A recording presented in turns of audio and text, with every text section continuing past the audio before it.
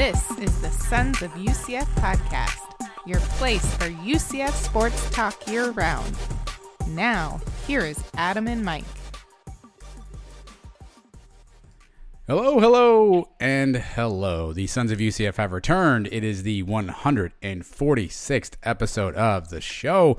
My name is Adam, and as always, I have my friend and yours, Mr. UCF Mike, back again for another week. Mike, have you recovered from Thursday night's win? I know you traveled a long way, traveled back. How are you feeling as we record this on Monday night? I feel great. My voice is not fully recovered. Talking about Thursday, it's Monday. It was getting back into form a little bit, and then last night Mackenzie Milton came into a football game, and it's gone down the tubes again. I think we'll be able to make it for these next 2 hours or so on this podcast, but it may be a little sketchy at parts. All right, well, everyone, bear with Mike and I. My voice is also in kind of the same peril as Mike's right now, but we're going to get you through it.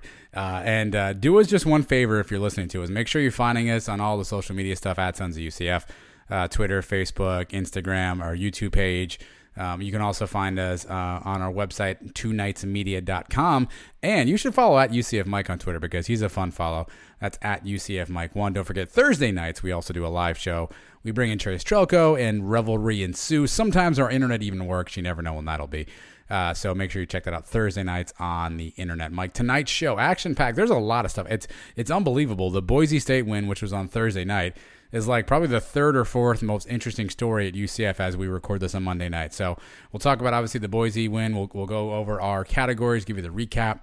Obviously, news broke shortly after that, or even really that day. UCF to the Big 12. Is that a thing? We'll talk about that. You already mentioned Mackenzie Milton, Mike. He got back in a live football game for the first time in over 1,000 days. We must talk about that. We're going to bring back some old staples. UCF observations will return, and then we will give you Sunday's headlines today. Mike's picks are back. How the week is back. That's all back. This is the football season edition of the Sons of UCF show, Mike. It's always a fun one. It's just you and I. No guest this time around, but trust me, there's plenty to talk about. You don't even want to hear from a guest right now. All you want to hear about is UCF news, and Mike, I think we got everybody covered. There's nothing better than the show after a big win, and it's been a while now for us. The last game we had, we know the bookable. I hate doing shows after losses. They suck, and they're hard for me to do. But a win like this, a historic win, a 21-point comeback win, I cannot wait to get this episode underway.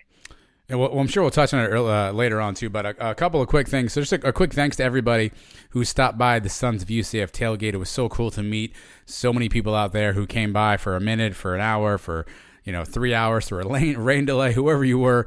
Mike, we had a blast meeting some people. Too many to name, but a lot of folks stopped by, said hello. We got some pictures. We spent some time with people.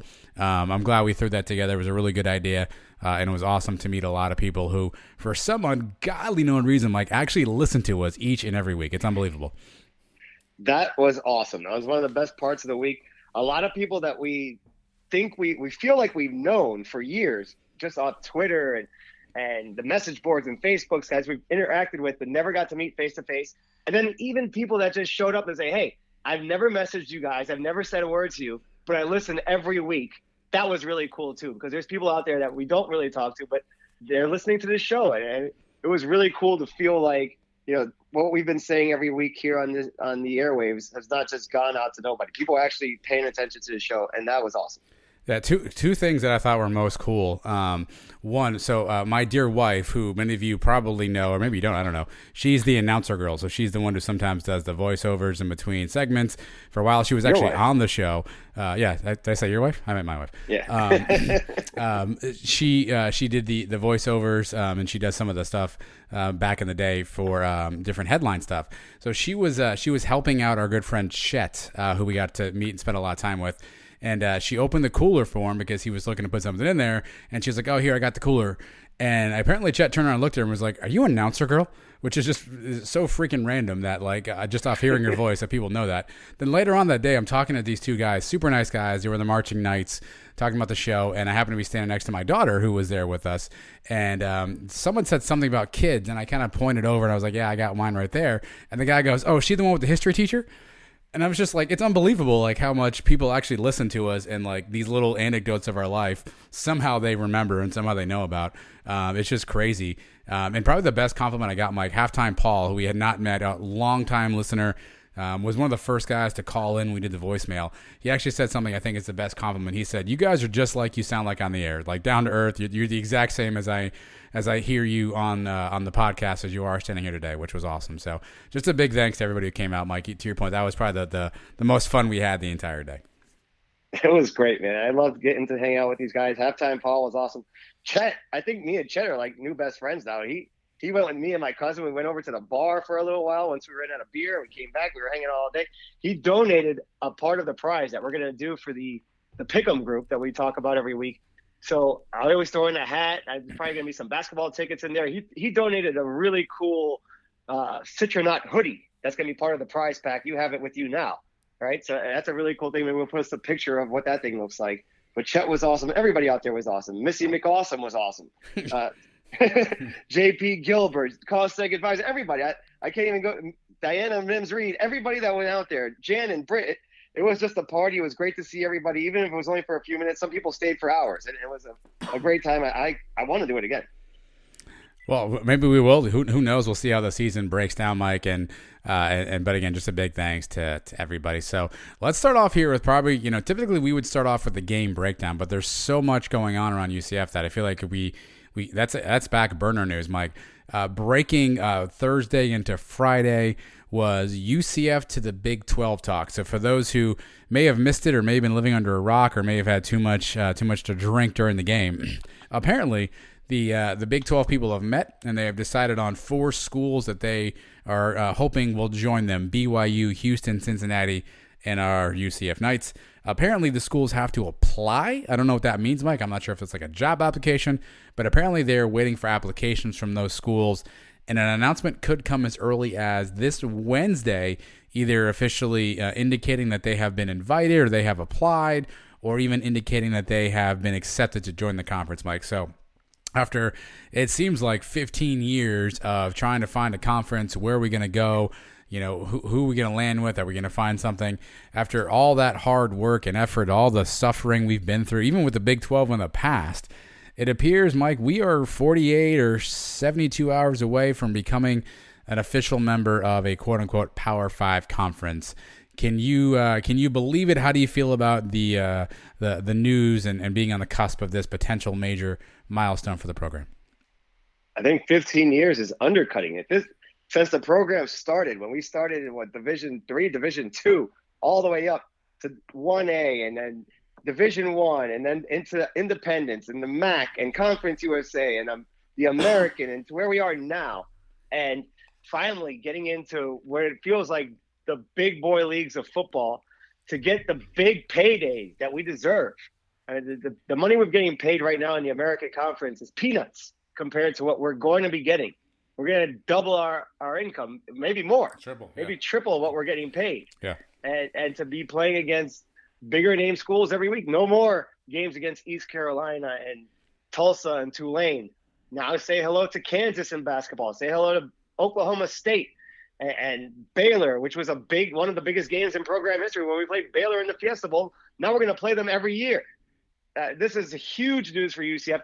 I love it for the new kids that just joining the program now, but I really love it for the old timers that have been following this program from the beginning, guys that go back further than us. And we've been around for 20 years, but guys that have seen this program grow. And that's the cool part about being a UCF fan. If you're a fan of Florida or Florida State and programs that have been around for 100 years, they've always been in the SEC. They've always been considered big time football, whatever it is. To see this program grow step by step by step like we have, it just feels better, man. And it's so cool to see us now take that next leap into the Big 12. I am jacked up for this announcement this week. Well, you mentioned the money, so here's the particulars, at least for what we can research so far on the money. So the American Conference has a television contract that pays schools about $7 million a year, but there's clauses in that. That's actually a staggering amount. So UCF's not getting $7 million this year. It's probably closer to maybe $4 or $5 million when it all shakes loose. The projections, and these are just projections because obviously we don't know yet, projected contract of a new Big 12 minus Texas and minus Oklahoma is somewhere in the $20 to $25 million range. Again, that could be staggered again, so who knows? But let's just say if we're making 5, Mike, and we get off the starting figure of 20, that's 4 times the revenue just on the TV contract alone. Then there's other financial stipulations based on being a quote-unquote Power 5 conference that splits money from the playoff and from all that stuff. So there definitely is a huge potential for revenue influx. But there also, I mean, money in, money out on this thing, right? Because in order to get out of the American, here's what has to happen. We have to give them 27 months notice that we want to leave early, and we have to pay a $10 million exit fee.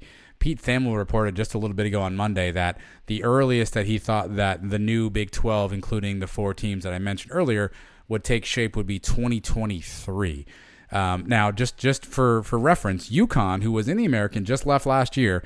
They did not give a 27-month notice. They gave a little bit less than that, and they ended up paying $17 million to leave. The American asked them for 30. They actually paid 17 to get out early. So there are some talk to say, would the Big 12 pick this up? If Texas and Oklahoma want to get out early and go to the SEC, would they offset the cost of some of these schools leaving the American? Obviously, BYU doesn't have to pay anything because they're an independent, but Houston, Cincinnati, UCF would have to pay. Would they offset the cost to get out of the Big 12 early to get UCF and the other 2 schools in? So there is a money component to it, Mike, but right now it's looking like maybe 2023 if all things come to fruition, perhaps it may be as late as 2024. And if Texas and Oklahoma don't bolt early, you could have one season at least of a 14-team Big 12, which would include Texas and Oklahoma. So a lot of things still in flux. A lot of these details still need to be worked out, Mike. But to your point, the financials just seem like, at least from that perspective, it's a huge, huge win for UCF. Yeah, get the lawyers on the phone because these guys are going to make their money now. The buyouts, all that stuff, you leave up to them. That year, if Texas and Oklahoma are still in the conference, it's similar to when we joined the American and Louisville and those guys were still here. And we had the 1 year where if we win, we get the New Year's Six. It was guaranteed. And we took advantage of it and went to the Fiesta Bowl against Baylor. That's very similar. If we're in a conference with Texas and Oklahoma for a year, the winner of that conference may find itself in the playoff. And that so happens to be us that year. Hello, playoff, even with 4 teams. Hello. You know, so that's a huge, huge deal, man. This is a giant move for UCF. The buildings we talked about, the extension to the football stadium that we talked about a couple of weeks ago, whatever cost that was, if we're talking about paying that off in 10, 15 years, you're talking about paying it off in 3 years now. Or you're talking about scrapping that whole plan and doubling whatever we were talking about doing. I don't know if Mahajer already had this in mind when he presented that.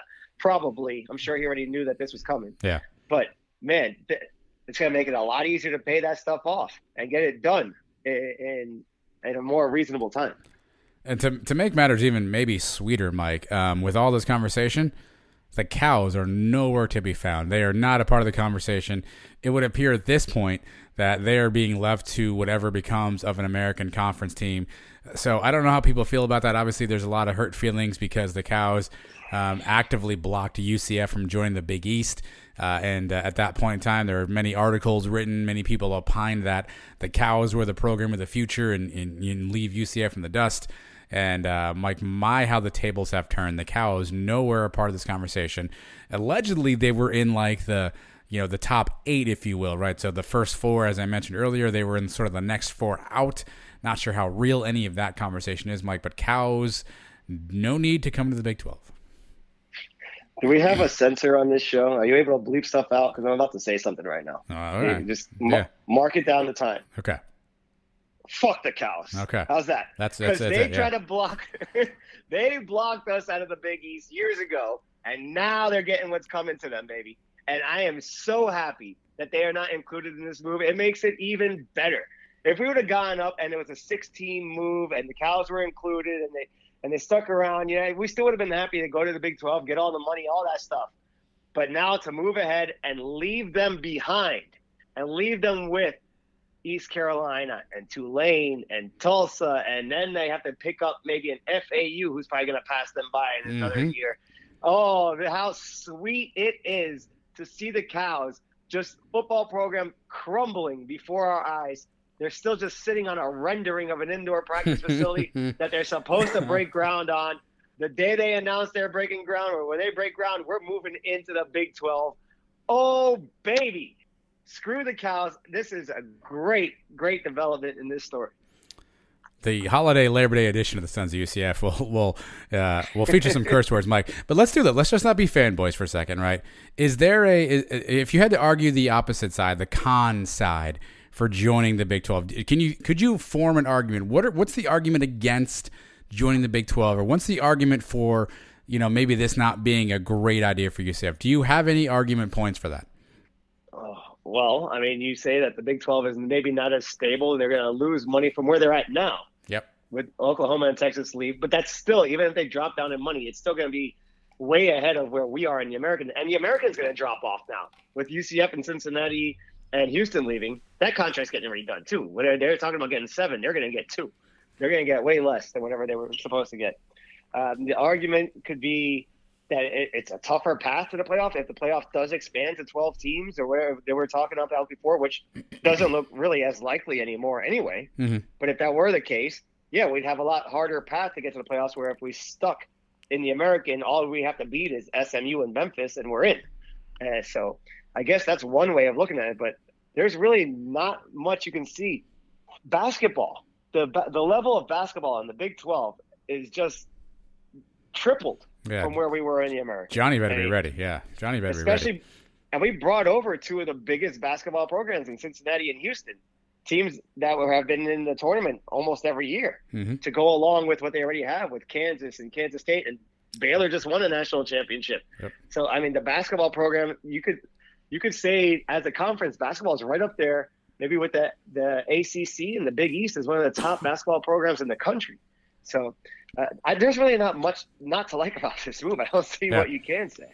Yeah, I try to think both sides of this, right? What are the cons? The only con, really, and one of the other cons is there's not a natural rivalry. So the closest school, I did a little map questing here, Mike. The closest school to us will be West Virginia. It's about 900 miles away. Houston's about 950 miles away. So we don't have that natural geographic rival. Basically, every road game in conference would be out of the state of Florida, which isn't too uncommon. I guess in some respects, West Virginia does the same thing currently in the Big 12. So it's not too uncommon, but every road game out of conference would be out of the state of Florida. Now, again, you could argue the only road game out of conference right now that's in Florida for us currently are the Cows. So I guess that doesn't make too much of a difference, Mike. I guess that's one part.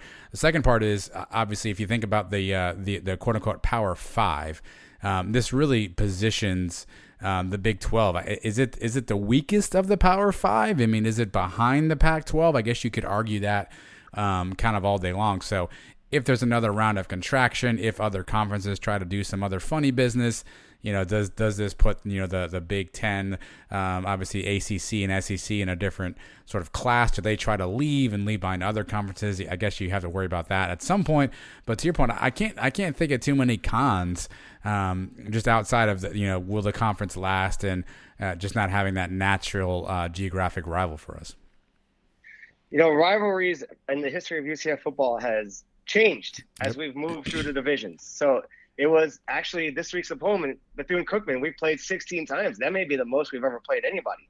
You talk about a team like Georgia Southern when we talked with Darren Slack. That was a big rivalry for us. We go to the MAC, and Marshall becomes a big rivalry. We go to Conference USA, and East Carolina all of a sudden is a big rival for us. Obviously, the rivalry with the Cows, it's varied. Memphis has been a big time. We played them 15 times. Other than that, we don't have a long history of rivalry with really anybody. So we move into the Big 12, we can build a rivalry. There's already one budding with Cincinnati. So that can be the next rival. You want to talk about West Virginia, that we can burn couches with those guys too. So we'll make our own rivalries. We already got a little history with Baylor, having played them once. I don't know, with today's day and age, the message boards and Twitter and all that stuff, our fans are engaged with area. BYU, we already played a few times too. We got history with them in the bowl game last year. We played a 1-on-1 series with them earlier in the decade. Yep. So there are teams that we can build rivalries with. I'm not worried about that part. So as long as we keep moving up and doing what's best for us, because let's face it, 10 years from now, we may not be in this conference anymore either. If everything goes to form the way we've been moving up, this is just another stepping stone for us. All right, let me ask a question that probably hasn't there's no way to answer it. And it's one of those hypothetical, reckless speculation questions, which is perfect for the podcast, Mike. So obviously, you know where UCF is at now as we sit here recording September 6th. But obviously, things have changed a bunch at UCF in particular since, I don't know, like Feb 1 when a lot of changes happened. So let me ask you this question. Is UCF in the Big 12 if it's not for the hire of Gus Malzahn? I believe we still are. Okay. I believe with what we've done the last few years, and when the Big 12 looked at expansion back in 2016, we were the top candidate or the top two candidates at that time, and that was before the undefeated season, before 25-game win streak, before the national championship, before all that stuff. Just based on the size of the university, the direction the football program was going, the amount of money put into the program, the fan base, the social media aspect of it, and the future fan base of this program, I think there's no denying that you have to include UCF in the future for one of these big conferences. I think we still would have got in. Obviously, it's a lot better now that we have a name like Gus Malzahn, and that doesn't hurt. I can't say it hurts. But even if you have somebody like Jeff Lebby, who would have been like a hot shot upstart coach just like Frost and Heupel were, if he were to come in and win that first game at the same time. I mean, the decision was made before this game was played. It was made before the season. So I think we still would have got in, but it definitely makes it easier now to see Malzahn as the future of this program. What about with Danny White as AD? Obviously, he ruffled feathers. Fair or unfair, some people did not like Danny White. They did not like his 2-for-1 scheduling stance. Obviously, the quote-unquote national championship that he quote-unquote claimed, everybody yelled at and screamed at. If Danny's still in charge, Mike, do you think there's any hurt feelings or anybody who's like, you know what, we don't want this kind of rabble-rouser in our conference?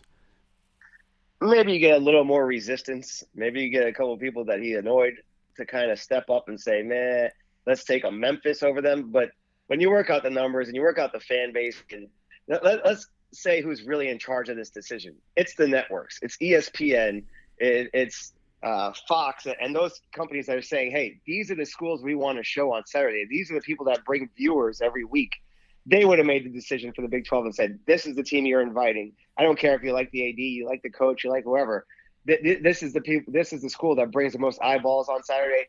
This is the team you need in your conference. Yeah, I think you're right. I mean, I thought about that a little bit today. You know, would the difference be appreciable if it was still Danny and Josh in charge versus Timo and Gus?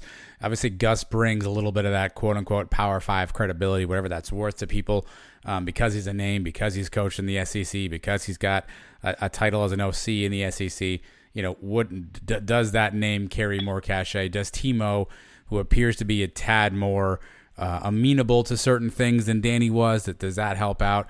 You know, I don't think it's unfair to say, Mike, after the BYU game, if you looked at the UCF arrow, things were pointing down at that point, right? You know, it was a tough season. A lot of opt-outs obviously taking place. There was a lot of questions about what was happening. Then we were losing McKenzie at that point. The arrow was pointing down. I think the Gus Timo stuff, now the arrow is pointing, firmly up. So it almost feels like this is just perfect timing. I do agree with you. I think we would have been on the conversation, but I guess maybe where this is in debate is in the margins, right? So if you went to the Big 12 committee, 2 weeks ago and they said, hey, who do you want to invite? And they listed teams on the board. Maybe we were 1, maybe we were 2. I don't know. But if it's Danny and if it's Josh, maybe we're 3, maybe we're 4, maybe we're 5, and we're debating for 4. I think maybe it jumps us up a couple spots, but I still think, to your point, the option would have been there. But I think it's in the margins where things look a little bit different. So maybe now we're 1, we're 2, we're 3, somewhere in that ballpark versus being, 4 and 5 and 6, which maybe, just maybe, would have been our position with Danny and Josh. I don't know. Right. Well, they expanded to 4 teams. I don't think there was any way we were getting left out of 14 expansion. 2 teams, I think we still would have been in at this point. But you're right. It might have been questionable with the other regime here. If they're only expanded to 2, I think BYU was definitely one of the top choices. BYU has a very big fan base. They've had a reputation for football going back to the 80s. Yep. You're talking about Jim McMahon, and they have been around for a long time. So everybody knows BYU. I think they were probably one of the top choices. And then it comes down to us or Cincinnati. Cincinnati's a hot team right now. But I think we bring more to the table than those guys. It would have been a tough debate if it was only 2. When it was 4, I think it was a no-brainer that we got in. Well, either way, so this week, apparently there'll be conversations and there'll be more announcements. Again, I'm not quite sure I know the process. I heard we have to apply. They have to invite us. It's already kind of a done deal. Again, you get the national media types like Pete Thamel and whatnot reporting that, sort of bet your house on it. So we will see. Obviously, we will keep you informed as more things become available, but it looks like early this week or midweek we might be hearing more official news, Mike. So stick around and we'll see what happens with UCF and the Big 12. Obviously, we'll cover it all on the Suns UCF Live later on this week if we have news to share. So don't miss that show, Mike. But you also didn't want to miss the show last night, and that was Florida State hosting Notre Dame, which was probably one of those things where you're like, why would I care about that? Well, here's why you care about that. Obviously, as you all know, Mackenzie Milton left UCF and is now a member of the Florida State football team. And so many UCF fans tuned in to watch the game.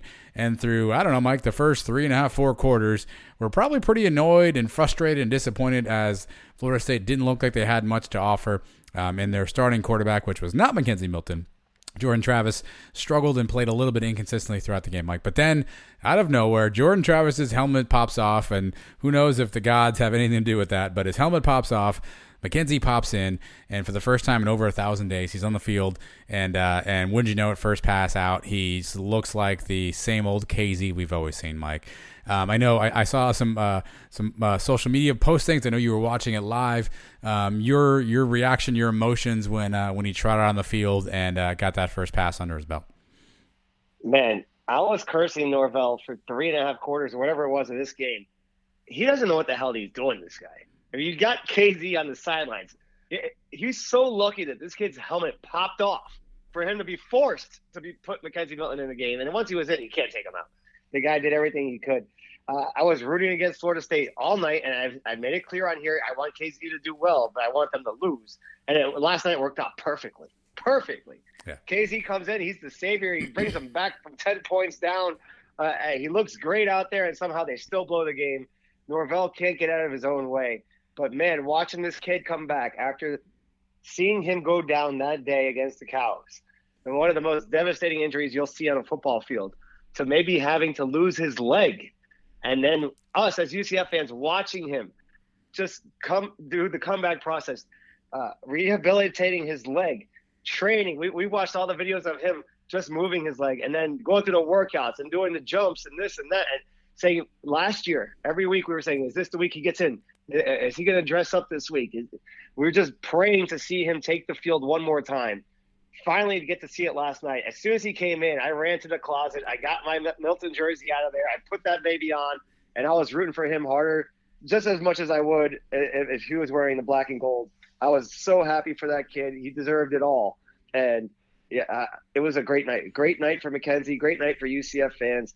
And I'm still happy that Florida State lost. Yeah. I hate to say it, but yeah. it worked out best for us that way. Yeah, but we needed that win for Notre Dame to help our chances as we face Cincinnati. Indiana did not help us out this weekend or last weekend, so we needed that. KZ was 5 of 7, 48 yards, did not throw any touchdowns or INTs, but led scoring drives, obviously.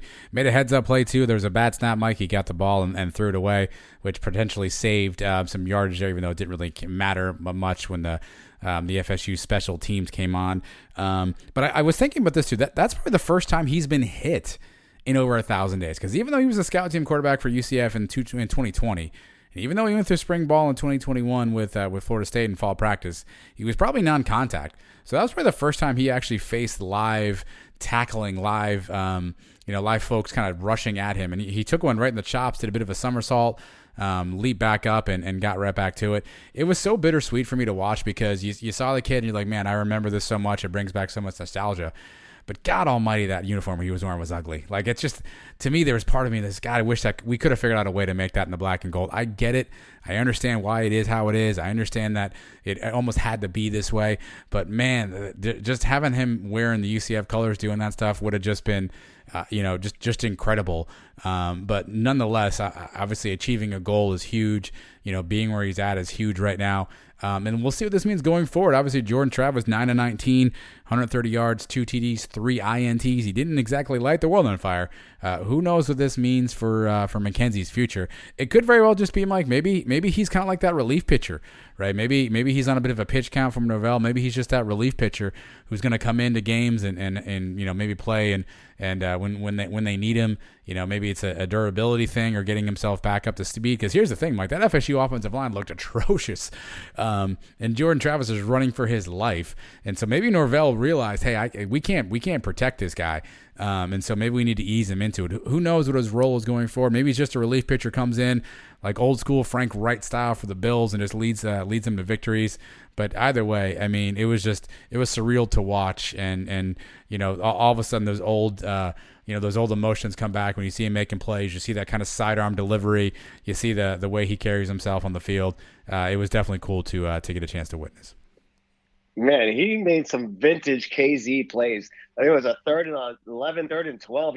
He sneaks it just over the linebacker's head. Beautiful pass, only where the receiver can get it. First down. How about the play where he's getting pressured and he just kind of improvises and does a little shovel pass? Mm-hmm. And that was a huge play for him. You mentioned the one where he picks up the bad snap, throws it out of bounds.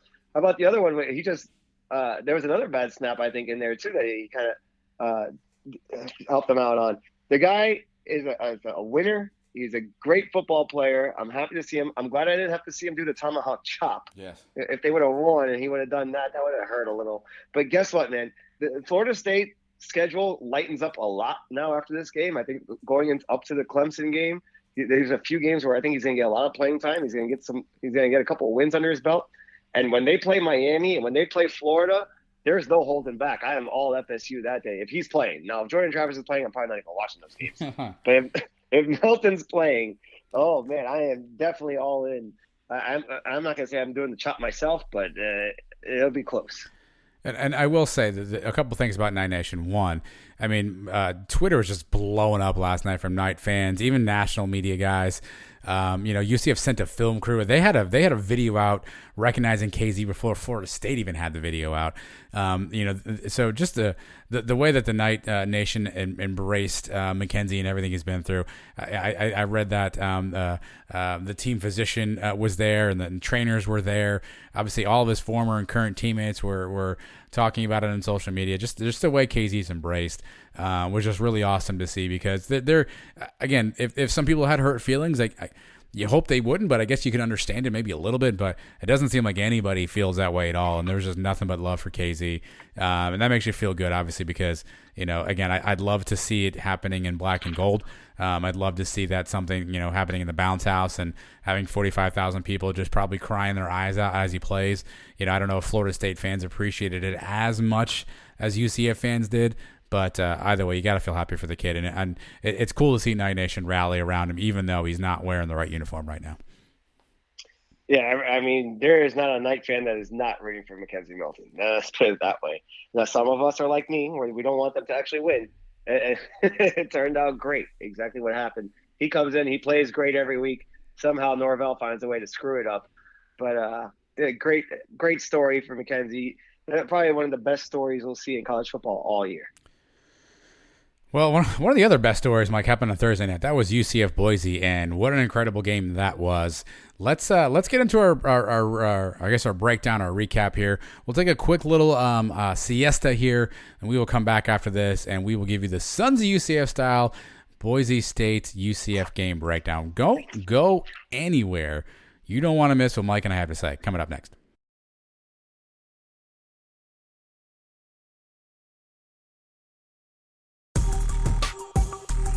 This is UCF head football coach Gus Malzahn, and you should listen to the Sons of UCF like your hair is on fire. Go Knights and charge on. All right, UCF topples Boise 36-31, and here's how we do things around here at the Sons of UCF. We do a breakdown of the game, and one of our early shows, Mike, we did something called Good, Bad, and Ugly, and some guy who was a writer, I think for the Banner at the time, got mad because apparently he invented the words Good, Bad, and Ugly. So we showed him, and we reinvented our Good, Bad, and Ugly, and we now name it after previous bowl games that the UCF has been a part of. So we have two categories that are on the positive side, two categories on the negative side. So the sort of the best category we call the Peach. The second best category we call the Liberty, 2010 Liberty, and then the worst category is kind of the first worst and maybe not as bad is the the Hawaii Bowl, Mike, and then the last one is a new addition this year. It is the Boca Bowl. It was previously the Cure Bowl, but now the Boca Bowl is the worst thing that happened. It's the worst of the worst. It's terrible. It's negative. It's not great. So Those are our categories: Peach, Liberty, Hawaii, and Boca. That's how we break the game down. Mike and I will give you 3 different things, and we'll tell you what category we felt like it fell in, and you're not going to get this kind of breakdown anywhere else. That I promise you, because we will reach high and low to give you the information, Mike. So I'll let you lead off. Your first thing in your first category is who or what? We're starting off with the Peach, all right? The best thing in the game we saw this week. I'm going to the obvious. Isaiah Bowser. The guy was a workhorse this game. 33 carries, 172 yards with a touchdown, throw in another 4 catches, 29 yards. The screen pass was a huge play in this game. He made a catch with one hand and a hip at one point. Yeah. He didn't see the ball coming, still made the play. He showed patience. He was shifty. He hit the holes. He did everything you want out of a running back. When we're down 21-0, the first play on that drive, he starts it off with a 30-yard run to get things going. In the third quarter, he wears down that Boise defense. 13 carries and 60 yards in the third quarter alone. And the touchdown he scored to give us the lead, to make it 36-31. He was the player of the game. Gus Malzahn raving about him in the press conference today, not just for his running, but for his pass protection. And that's probably why he was in on so many of those plays. Because not only did he run and catch and do all that stuff, but to block for Dillon and give him the time to throw the ball, he did everything as a running back. Isaiah Bowser, player of the game. He gets the peach for week 1. Not only that, Mike, I think we had always talked about or thought that he'd be kind of the bigger back at UCF, right? The guy you're bringing on 3rd and 1 and he knocks a dude over, and he certainly feels like he can do that. But I guess I didn't realize how shifty he was. I mean, he was getting in the hole. He was making cuts. He was cutting back. He was juking guys. You know, he wasn't just a sort of a straight line runner and knock somebody over. You know, he was definitely shifty and making some moves. Now, he didn't have the top end speed we're maybe used to at UCF running backs, right? From an Otis Anderson or an AK or even a Greg McCrae. But he got to the line and he was making guys miss. He was cutting back left and right. He ripped off a couple big runs. Mike had a long of 30, which again maybe in previous UCF years would have been a 50-yarder. But I guess I typecast him as, just because he's a big guy, that he's just going to run guys over. But I was impressed with his shiftiness, because he didn't just hit the hole and just go forward. I mean, he was making dudes miss, which I didn't know he had that skill set. Yeah, he kind of took me by surprise too. You could see him just he had the patience of Greg McCrae. He had the workhorse ethic of like a Kevin Smith. He showed he's got some speed. He didn't break really long ones, but he did get through on a couple of them. He's just showed that he's an all-around running back, and that's refreshing to see. Not just no knock on Killens or Otis, those guys that are just burners, but you can say, hey, put this guy up the middle, and you don't have a problem with it, right? Or you could even say, throw it off to him on the screen pass and see what he does that way. He does everything. And I loved watching him play on Thursday night. I mean, and Gus just kept feeding him. And we were in the stands. We were joking around like, how many carries does this guy have? I mean, we thought he had like up 40 plus carries, because it felt like, like every play he was getting the ball. And obviously Gus either was trying to wear down the D line of Boise, just trying to kill some clock, recognize this was the fastest way to kind of get points. Obviously Dillon got dinged up late in the game. Maybe there was some concern about what he could do. But I mean, and he just kept kind of going so much so that if you don't count Dylan Gabriel, the only other running back UCF had that had carries was Johnny Richardson with 3. Really 36 runs from running backs. Bowser had 33 of them, which if there's any concern, Mike, is let's not wear this guy into the ground. Obviously, we lost 2 running backs right off the start with R.J. Harvey and Montavious Thompson. So we're already a bit thin at that position. Gus made it seem like 33 was not the number he wanted Bowser to get. But he was kind of riding the hot hand and riding what he saw. So if there's any concern, it's just, man, can he keep this up throughout the rest of the season? Not because he's not a good player, but 33 carries a game. I mean, that's like unheard of. I know the NFL guys don't get that number of carries anymore in games with the way that people split running backs. So obviously he was very durable in game 1. But we may need to make sure we find guys to spell him, if that means Johnny Richardson, who, again, played well. He had 3 carries, 19 yards. But he just wasn't kind of the big back that Bowser was. So does that mean we see more of Damaris Good? We see more of Anthony Williams? Obviously, we just brought in Woody Barrett, who seems like he's a bit of an RV himself. So do we see those guys coming in? Because 33 carries a game for Bowser, not that he's not good enough, Mike, but that's gonna be wear and tear as the season goes on. Yeah, that cannot happen every week. So this week works out perfect. We're playing Bethune. Should be a week where you get other guys carries. Bowser maybe plays the first half, and then that's it for him. You get Richardson in there. You get the other guys you mentioned. Then you have a big game at Louisville where he may get a bigger load again. And then you have a bye week again. So hopefully in this first half of the season, this first quarter of the season, Gus finds a way to give him some breaks here and there. But if he's going to be the main guy going forward, I mean, Kevin Smith was getting 30-plus carries every week when George was around. Yep. And Bowser is the guy with experience. He's had a lot of carries in games when he was at Northwestern also. So it's not something new to him, but it's something that you can't rely on every week, 30-plus carries for one kid. Yeah. That's a lot, especially late in the season. We want him to be fresh late in the year. So when the championship game comes around and the bowl game comes around, he can still give us 25, 30 carries then. And we can't burn him out too early. Well, the good thing, and hopefully Gus doesn't, right? It sounds like he's aware of it at least. The good thing about this, Mike, and I think the biggest difference between this year and last year, and again, this is going to feel like, Heupel bashing at this point. I don't think we win that game under Heupel, and here's why. I think Gus made the adjustments, recognized the advantage, and stuck with it. He recognized that Bowser was going to be able to get a bunch of yards, and that was going to set up some of the easy pass plays that we were getting, some of the shorter routes, and some of the the quick hitters that Dylan was able to throw. And to me, that's the difference between this year and last year. Is Gus realized where the advantage was and took advantage of it. Where Heupel just wanted to do what he wanted to do, Gus was like, hey, this is where we can get one over on these guys. This is how I can set up my offense. And it's interesting to hear him say that this wasn't the plan. And that just goes to tell me, hopefully, that Gus realized halfway through, like, man, this is what we got to do to beat these guys. Let's just do it. And he adapted, he adjusted. Again, it doesn't sound like he had 33 carries in the script for Bowser in the game. And so he made the adjustment. He saw what he saw. He recognized what was happening. He rode the hot hand. He made it happen. And I think ultimately that's what brings his victory out, which, again, is a huge night and day difference, I think, in my opinion. Again, not Heupel bashing. A night and day difference between this year and last year. Well, Malzahn's been saying for weeks, and I don't know how much we wanted to believe him, but he's been saying he's going to learn more in the first half of the first game than he probably has all off season. And I think he did. He learned right away that Bowser was the guy that he can trust and he can go to. And the adjustments at halftime, I mean, goodness gracious. We talked about first and second half Randy last year. How about the defense?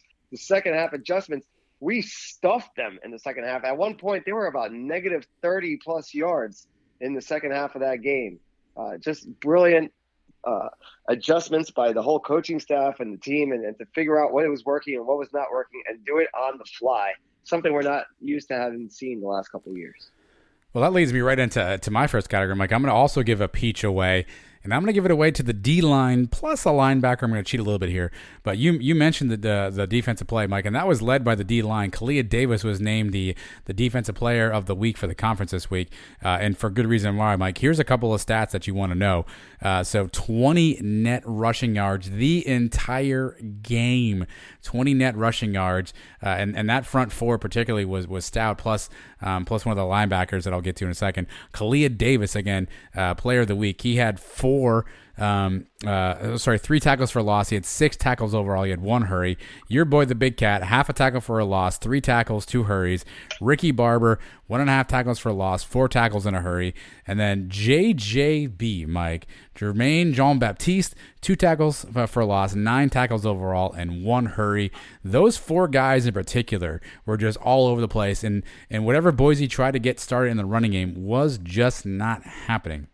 Now, to your point, in the first quarter, it definitely wasn't, did not feel as good as it should have. But that defensive line in particular was just stuffing anything that Boise wanted to do up front, getting pressure on Bachmeier, shutting down the entire running game. Like, here are Boise's drives from the second quarter on: punt, field goal, punt, punt, punt, punt, safety when the long snapper snapped it over the head of the punter. Another punt, a TD, which to be fair started on UCF's 31 after a Dylan Gabriel interception, and then the end of game on interception. Like that, those are from the second quarter on. That's what the defense put up. And again, just an overall solid effort across the board.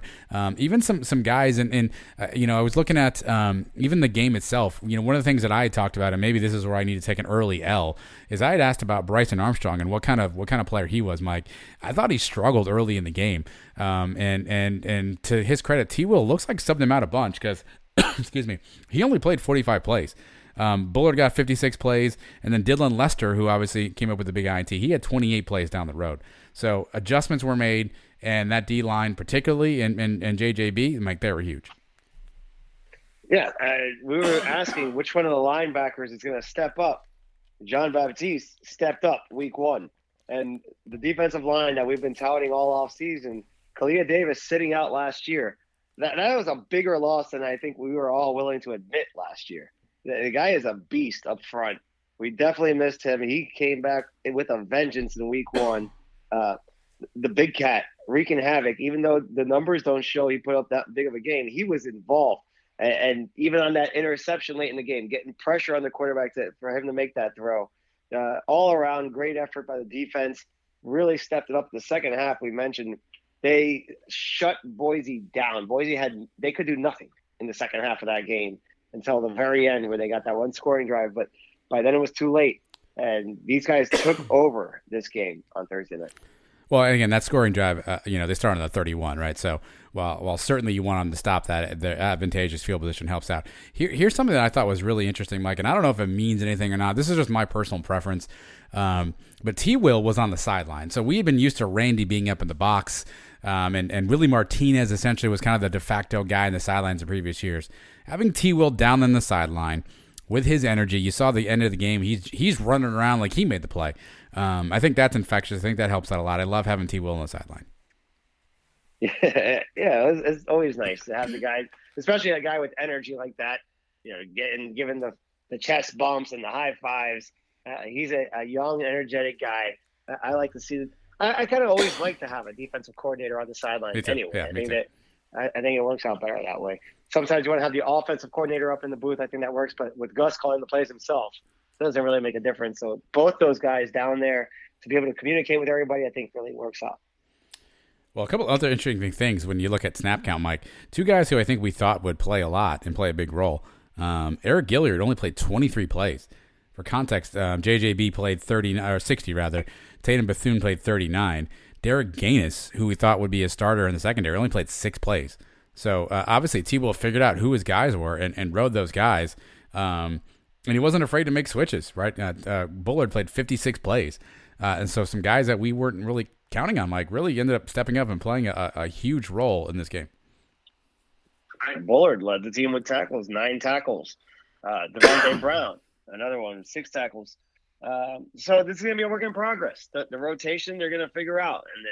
And they had to make an adjustment at a half or whatever it was. And then this week, this is going to be kind of like I don't want to call it a spring game, kind of, or a scrimmage game, because it's a game we should easily win. But this is a game where you work out what the best rotations are, what the best fit is, the best combination in the backfield and things like that.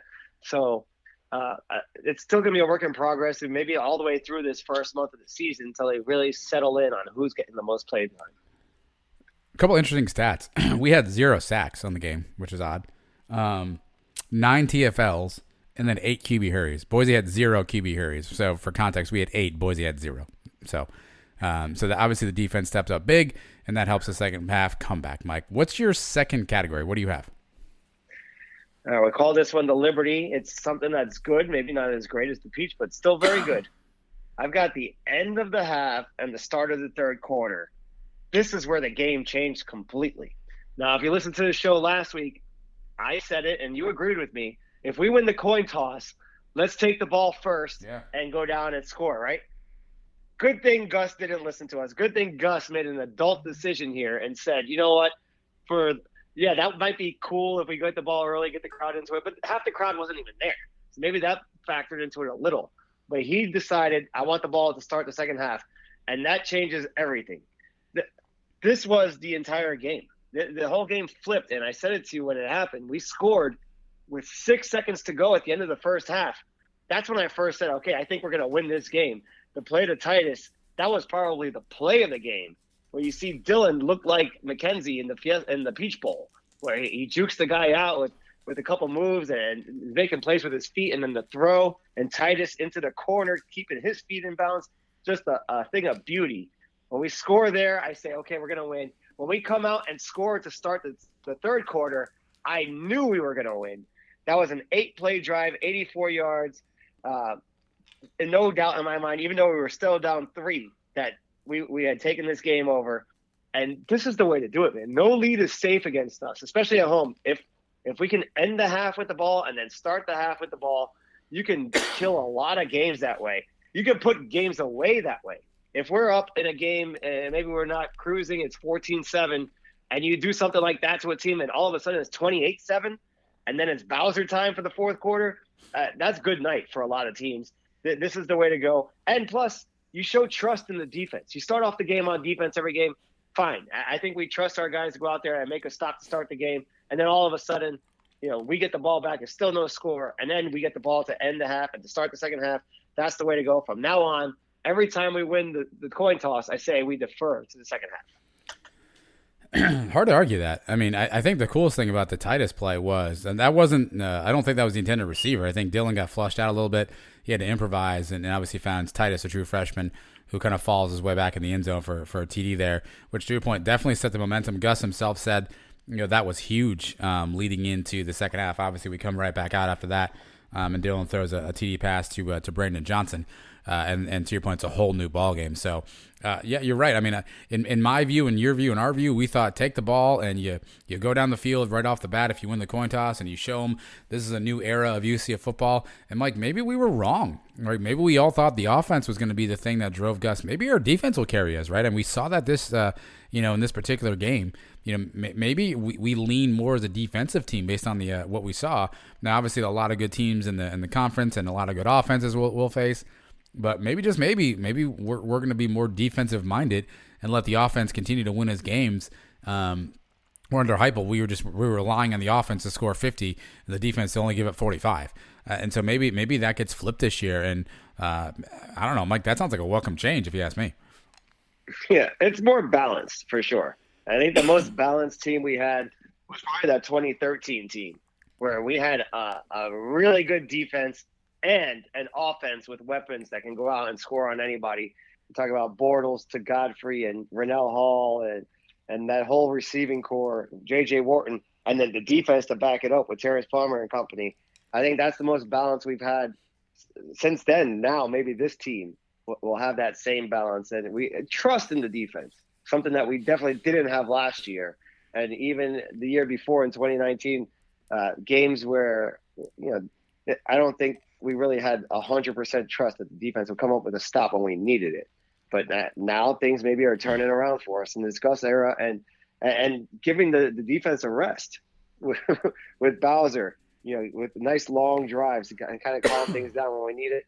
I love the way Gus managed this game, and it all started with the coin toss, and all the decisions he made turned out to gold in this game. All right, well, that leads me to my second then. This is, I wrote down on my paper, Hawaii-ish, because I think this is kind of in the line between Liberty and Hawaii, so it's like a low Liberty, high Hawaii type of category, but I wrote Hawaii-ish down, Mike, and that was Dylan Gabriel in the offense. And obviously for as great a game as Dylan had, right? He had 300 yards passing, 4 touchdowns. I don't know about you, but there was just something about the offense that just didn't seem like it was really fully clicking. Obviously, we know a couple things off the bat. First of all, turnovers. Dylan threw one of the worst passes I think we've ever seen him throw. I think he indicated maybe it slipped out of his hand.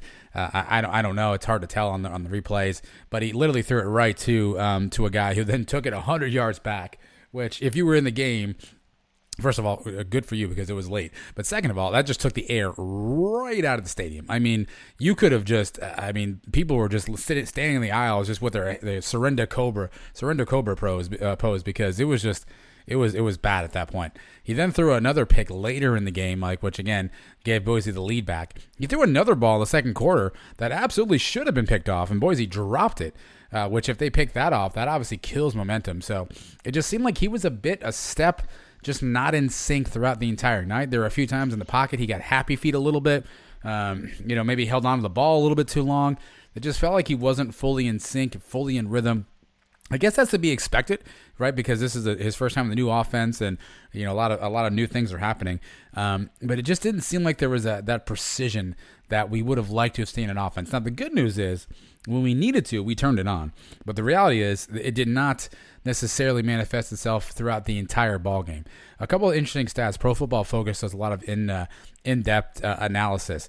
When Dylan was pressured, he had probably his worst scores in terms of the way Pro Football Focus looks at that. So when he got pressured, that's when he kind of struggled the most. Now, to be fair, both of his interceptions did not come from pressure. But there were a few times, he was scrambling out of the pocket, and he was like, where's this going?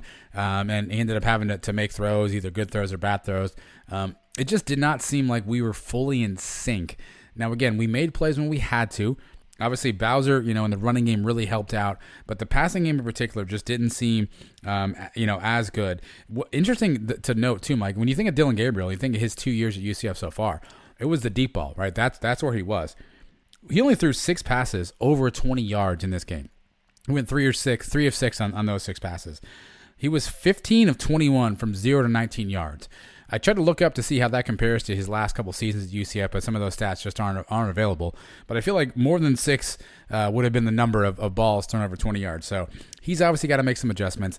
The O-line had a little bit of struggle here and there. Marcus Tatum, 3 penalties. He gave up a sack. Sam Jackson gave up 2 sacks. There were a couple of hurries, of course. So and to credit the O-line, a lot of that stuff got cleaned up. Obviously, you saw what Bowser was able to do and how he was able to score, Mike.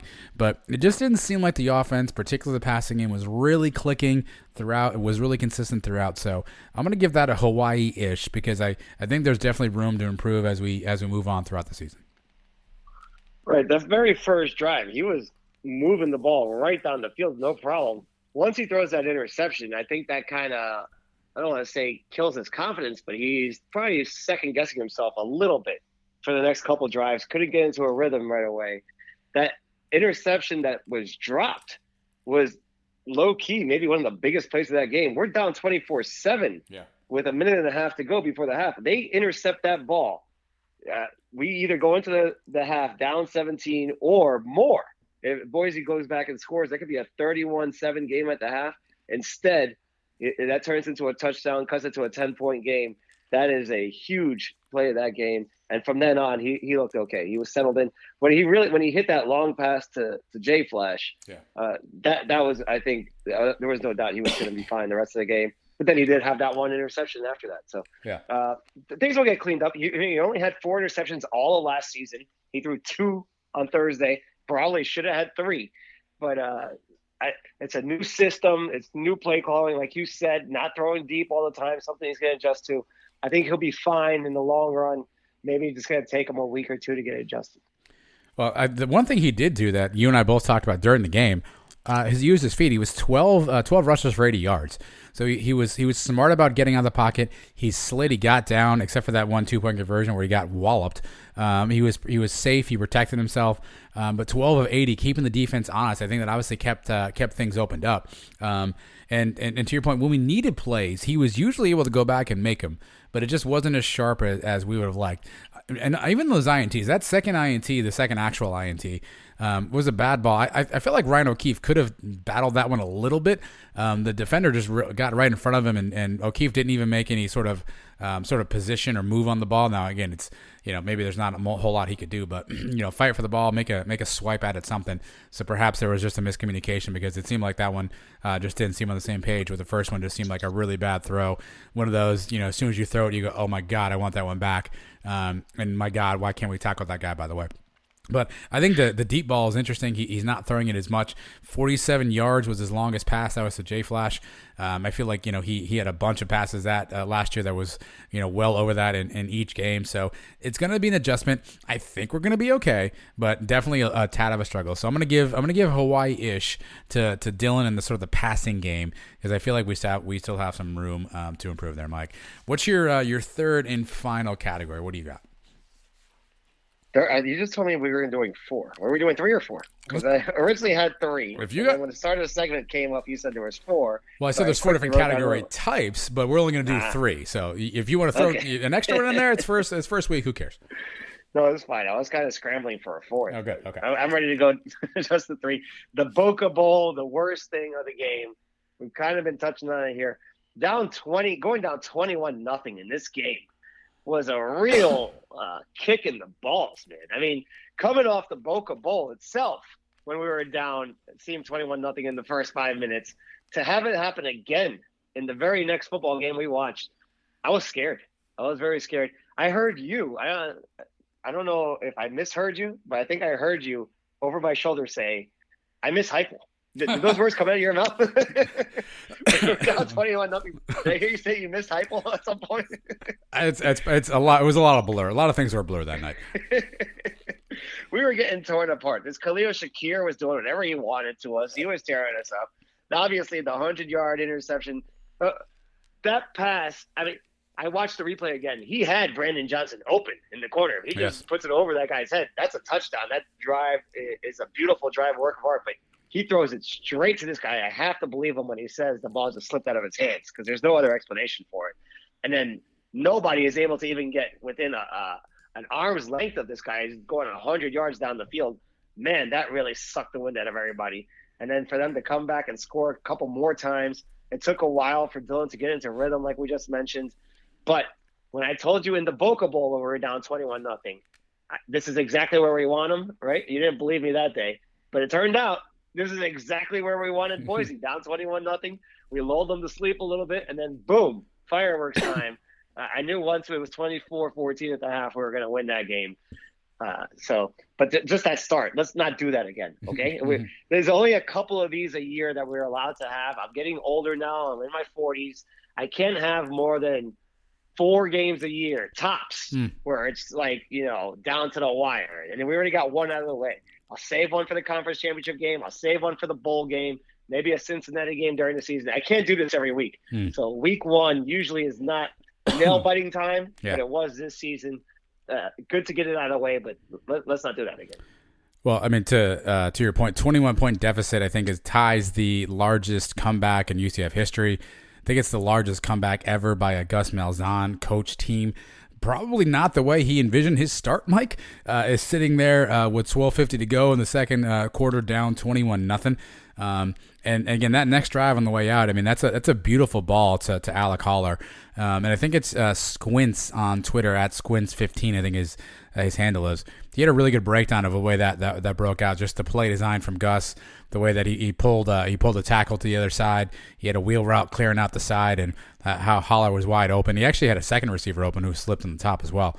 And that's just the difference of play design, Mike, is, Gus, it seemed like when Gus needed to come back with a good play call, he knew what he was going to do. He was prepared. He didn't panic, and he had a play call ready to go. That Holler touchdown is huge, because obviously we got the momentum, at least started back in our favor a little bit. Now, granted, they came back down and scored a field goal after that, but really that was the starting point in it. So I agree wholeheartedly that and I got to imagine on that interception, nobody thought that was going to happen. So I can't imagine anybody from UCF, anybody on the field at that, the other, outside of Dylan, the other 10 guys, I can't imagine anybody thought that was going to be the outcome. So I don't fault them for not chasing him down, because they were probably like you and I were, which was like, what just happened? And by the time they turn around, this guy's at the 15, and we got some fast guys, but I guess no one was at the right angle. So I don't fault them too much, because I think whatever the 30,000 or 20,000 was in the stadium, we were all in the same position, which was like, did that really just happen? So I guess I can understand why somebody on the field was just kind of like, I can't believe that just took place. There's no way that just took place. Yeah, I think Ryan O'Keefe actually made an effort to get down there. But if you watch the replay, Boise made a couple big blocks as soon as they started going back the other way. It was going to be tough to catch the kid. But, man, I think that's the longest play ever against a UCF team. I think 85 yards was the prior record. Being down 21-0, that happened in Louisville on the road, and it happened one other time, I forget against who, in like 1985. Twice we've come back from a deficit like that. Something we don't want to do again, right? It's cool when you actually see it afterwards and say, hey, we did it, but living through it it's not good for the heart. No, at 12:50 in the second quarter, I turned to the guy across the railing from me, and I was like, is this really happening? And he looked at me and he was like, bro, I don't know. And luckily things turned around from there. So my category, Mike, my Boca, I'm giving a Boca out as well. I'm going to give this one to, I don't even know who, UCF Stadium Operations. I don't really know who gets this one, Mike, but obviously we're all aware the game was supposed to kick at 7. Shortly before kickoff time, there's a huge storm that comes through Orlando. Lightning delay starts happening, and more and more lightning comes. Anything within 8 miles requires, I think it's a 30-minute delay at the most. So here is the problem, Mike. So it starts lightning. People are waiting to get into the game. Some people had already gotten in. They take all the fans who were in the stands, bring them out of the stands, which is the right thing to do. Metal bleachers, lightning, not a good idea. But for the other 20 to 30,000 people who were lining up outside, none of those people were able to get in. So you had 20 to 30, I don't even know the number, 1,000 people outside waiting to get in a lightning delay. They could not get in now, so they're all still standing outside. It's still lightning, by the way.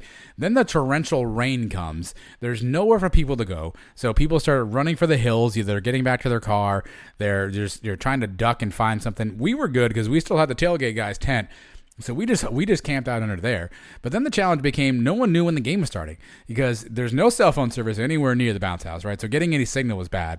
And there's no sort of announcements happening outside. If you're not standing outside the stadium, you can't hear the PA guy, Jeff Sharon. You can't hear what he's saying. There's no like mass communication like text message or anything that's going out telling you of game time. So nobody had any idea when the game was starting. People are outside in a lightning storm, nowhere to go, nowhere to kind of take shelter and get to safety, which probably caused a lot of people just to run to their cars because they just wanted to get out of the place.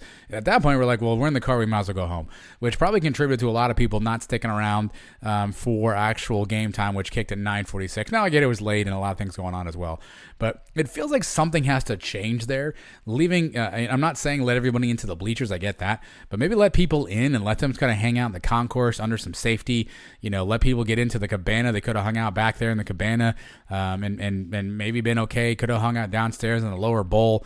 It just felt like we trapped a lot of people outside, and then there was no communication. You and I were in the tent going, what time's the game starting? Why don't we have any beer left? What are we doing here? Is there a tornado coming? There was just a lack of information kind of flowing through at that point in time, which probably contributed to, A, a lot of people leaving, but B, could have been worse had something had happened. So my Boca goes to just the UCF Stadium Operations, whoever's in charge of that, just the protocol, the plan, the communication just was not firing on all cylinders, no pun intended, during the game. Yeah, a missed opportunity, too, by UCF. If you let people into the stadium, baby. Sell some beers. People are waiting around 2.5 hours. They could have made a lot of money selling some hot dogs and beers while people were waiting for the game to start. And then keeping people out of the rain. I'm sure they would have been really appreciative of that. I was so happy we got that tent. We mentioned how cool it was to meet everybody. How cool was it when everybody's standing in front of the stadium getting soaked and we're sitting there just under our tent nice and cool with a beer and some potato salad. That was nice. In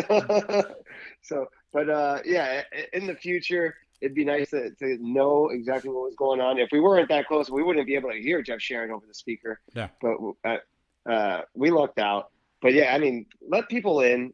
Get them under cover at least. And you can tell them don't go into the stands. Don't go to your seats. But get in the concourse, sell some hot dogs, sell some beers, and don't get soaked. So I think that could have been handled a little bit better. I don't know who was making the decision on that. But you live and you learn. I mean, the first game ever in the stadium, there were no water fountains. They got that corrected. I'm sure they'll get this corrected for the next time too. And maybe there's something I'm not versed on everything from a liability standpoint. Maybe there's a reason why you don't let people in the stand and the gates. I don't really know. But a couple of things. Put a board on the outside of the stadium that at least has an update, right? Because from where we were standing, you can't see the scoreboards. So if you're not facing either of those end zones, you can't see the scoreboard. And I don't even know if it had any information. So maybe put a board on the outsides of the stadium with at least updates. Or B, find a way to get like a mass text message service. You already have all the season ticket holders' information. Send out a mass text message, right? Like game time, delayed, and keep spamming those text messages through. My kids take the bus to school, right? Anytime the bus is 5 minutes late, I get like 13 text messages from my school district telling me the bus is late. You can't tell me UCF can't figure out a way to send out a mass notification to people saying, hey, game's delayed, check back later, or we'll update you when we have more information. So it could have been, I guess it could have gone really catastrophic. Luckily, it all worked out. And listen, for those of you who stayed around until 1:26 a.m., 5-10 years from now, I was telling him, so my 14-year-old came to the game with me. She wanted to stick it out. And so as we were driving home in the Uber at like 2 a.m., I was like, Addison, you don't understand this right now. But in 10 years, when they're talking about who was still at the game in 1:26, you will be able to say, I was there, I saw the whole thing. So it's going to be one of those cool moments that, ultimately, would we have liked it to have ended earlier? Sure. Would I have wanted to delay? No. But ultimately, it'd be one of those cool things at the end with, there should be T-shirts that made like, I stayed to the end or something along those lines, because it'll be a cool story to tell in 5 to 10 years. Right. It goes down in history as like the victory missed game against Marshall with the comeback. Who stuck around for that one? Who was there in the stadium when Mike Hughes returned that kick? You're going to hear this story. Everybody you meet, it's going to seem like for the next 20 years, is going to say, oh, yeah, I was there until 1:26 in the morning. Remember that game?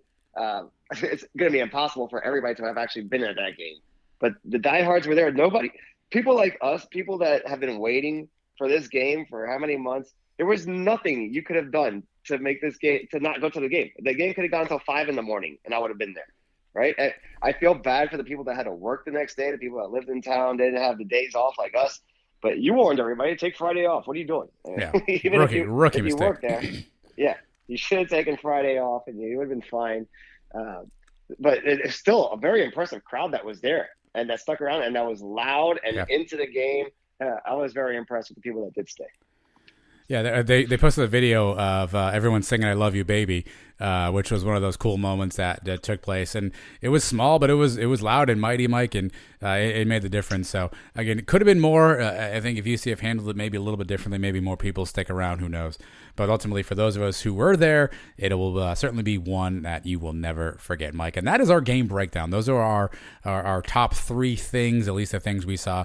Obviously, we're open to your feedback. If you saw something that you thought was important, you can find us on social media and you can tell us what you think of the game. But coming up next, Mike, we're going to go back to an old staple for football season, UCF observations plus Sunday's headlines today. That's coming up next. Sons of UCF, we'll be right back.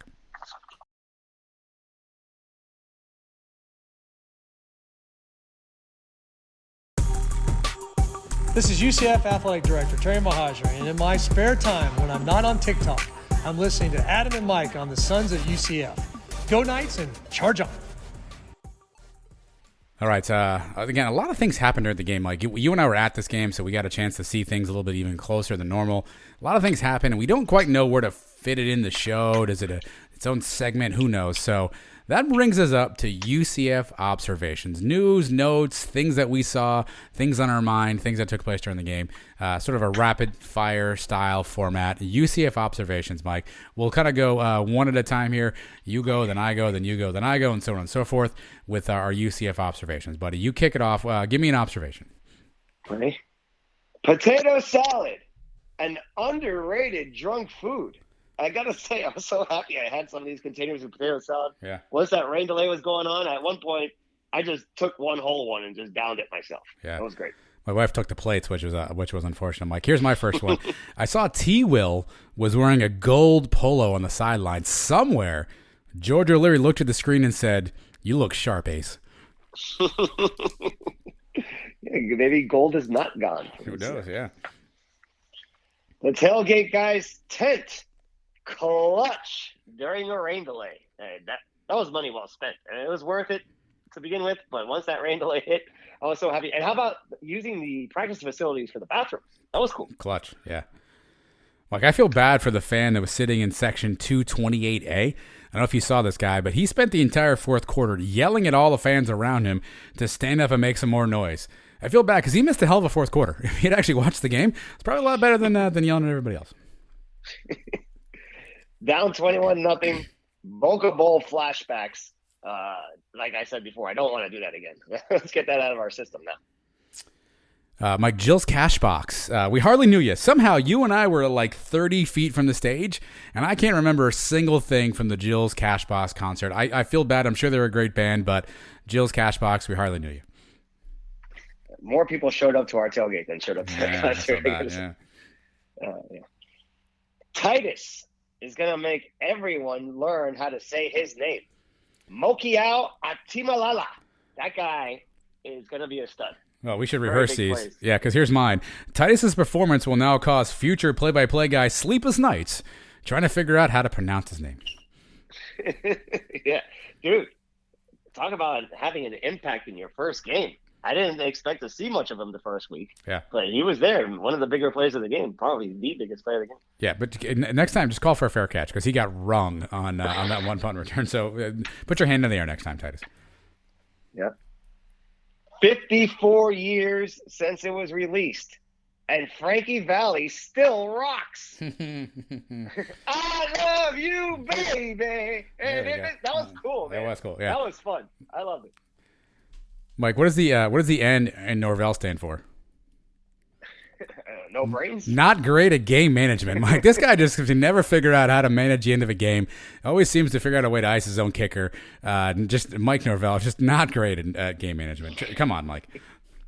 I had a Norvell one for later on, too. But how about this one? Note to self, don't stand next to Terry Mahadra after a big play. Yeah. You're going to get knocked out. You are. Yeah. He was throwing some haymakers after that interception. If our good friends at Citronite Designs don't have an old Nintendo Bowser graphic shirt out by the end of the week, we riot, Mike. Yeah, that's a no-brainer. Easiest marketing out there.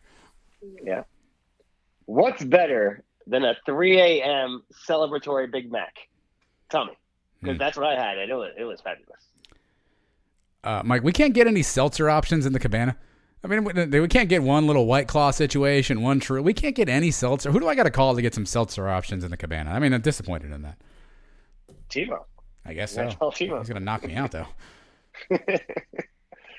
A tradition unlike any other. The Cows getting shut out to open the year.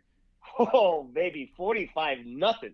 What was it last year? It was Wisconsin, or in the year before? Or was Notre Dame last year? Wisconsin the year before? These guys can't score a point to start the year. Underrated, Mike, but strength coach Coach Dawson, he might have actually been the real MVP of this game because our guys looked fresh. They looked like they were ready to play in the fourth quarter. There wasn't a lot of guys tapping out, so Coach Dawson, he might actually be the real MVP of this one. Yeah. Good. Gus talked about how he loved the conditioning of the team, so yeah, gotta give him credit. The U is not back. They suck, dude. They got destroyed. It was great. I loved watching that game, too. Well, that's actually so mine was Alabama really needs to stop scheduling cupcakes in week 1. The Gators, they say when you have two quarterbacks, you have none. They have two running backs as quarterbacks. I don't see either one of those guys doing well. But they could run the ball. I guess I'll give them that. Mike, did you see where Dylan Gabriel in an article posted, I think it was 24/7 Sports, he said that last year the offensive game plan was mis-scouted on 8 of the 10 games. That's really not surprising to me. Actually, where I was more surprised is what were the 2 games we got right? Temple and what else? What were the other 2 games you think Heupel actually scouted correctly last year? I can't. Temple and who? I don't even know. Who was the other one? Georgia Tech, I guess. Maybe, who knows? If someone could tell me the 2 that we got right, I'd love to know that one. The GOAT is back. Mackenzie Milton, baby. That was a pleasure to watch last night. Love to see him get in there and show FSU fans what we've already known about the guy. He is the greatest of all time. He is the GOAT. It was great to see. It was a lot of nostalgia brought back. It was definitely tough to not have a bit of a tingle on the arm hair there when you saw him playing, Mike, because obviously we saw that stuff so many times. and it's great, Mike. Nobody really should be surprised that the play of the game was made by Dylan. Which, Mike, that brings me to, you want my top 5 list of Dylans? I have my top 5 Dylans here if you're ready for it. Oh, boy, here we go. Are you ready for my top 5? I had it written down right here. I have my top 5 Dylans. Ready here. Number 5, Dylan Lester. Number 4, Corey Dillon. I mean, he was a great running back for the Patriots. I think he played for the Bengals for a while. Corey Dillon. Number 3, Dylan Barnes. He was a solid kicker for us. He wasn't flashy. He didn't maybe have all the records, but a solid kicker. Number 2, Dylan McKay. Rest in peace, Luke Perry. Dylan McKay always got the job done on 90210. And my number 1 Dylan, of course, Dylan Gabriel, who potentially will hold a bunch of records for UCF when it's all said and done, Mike. That is my official top 5 list of Dylans. I thought you were going Dylan McKay 1. I thought for sure that's I know. a spoiler. I know you did. I know. The list is the list. I can't change those lists.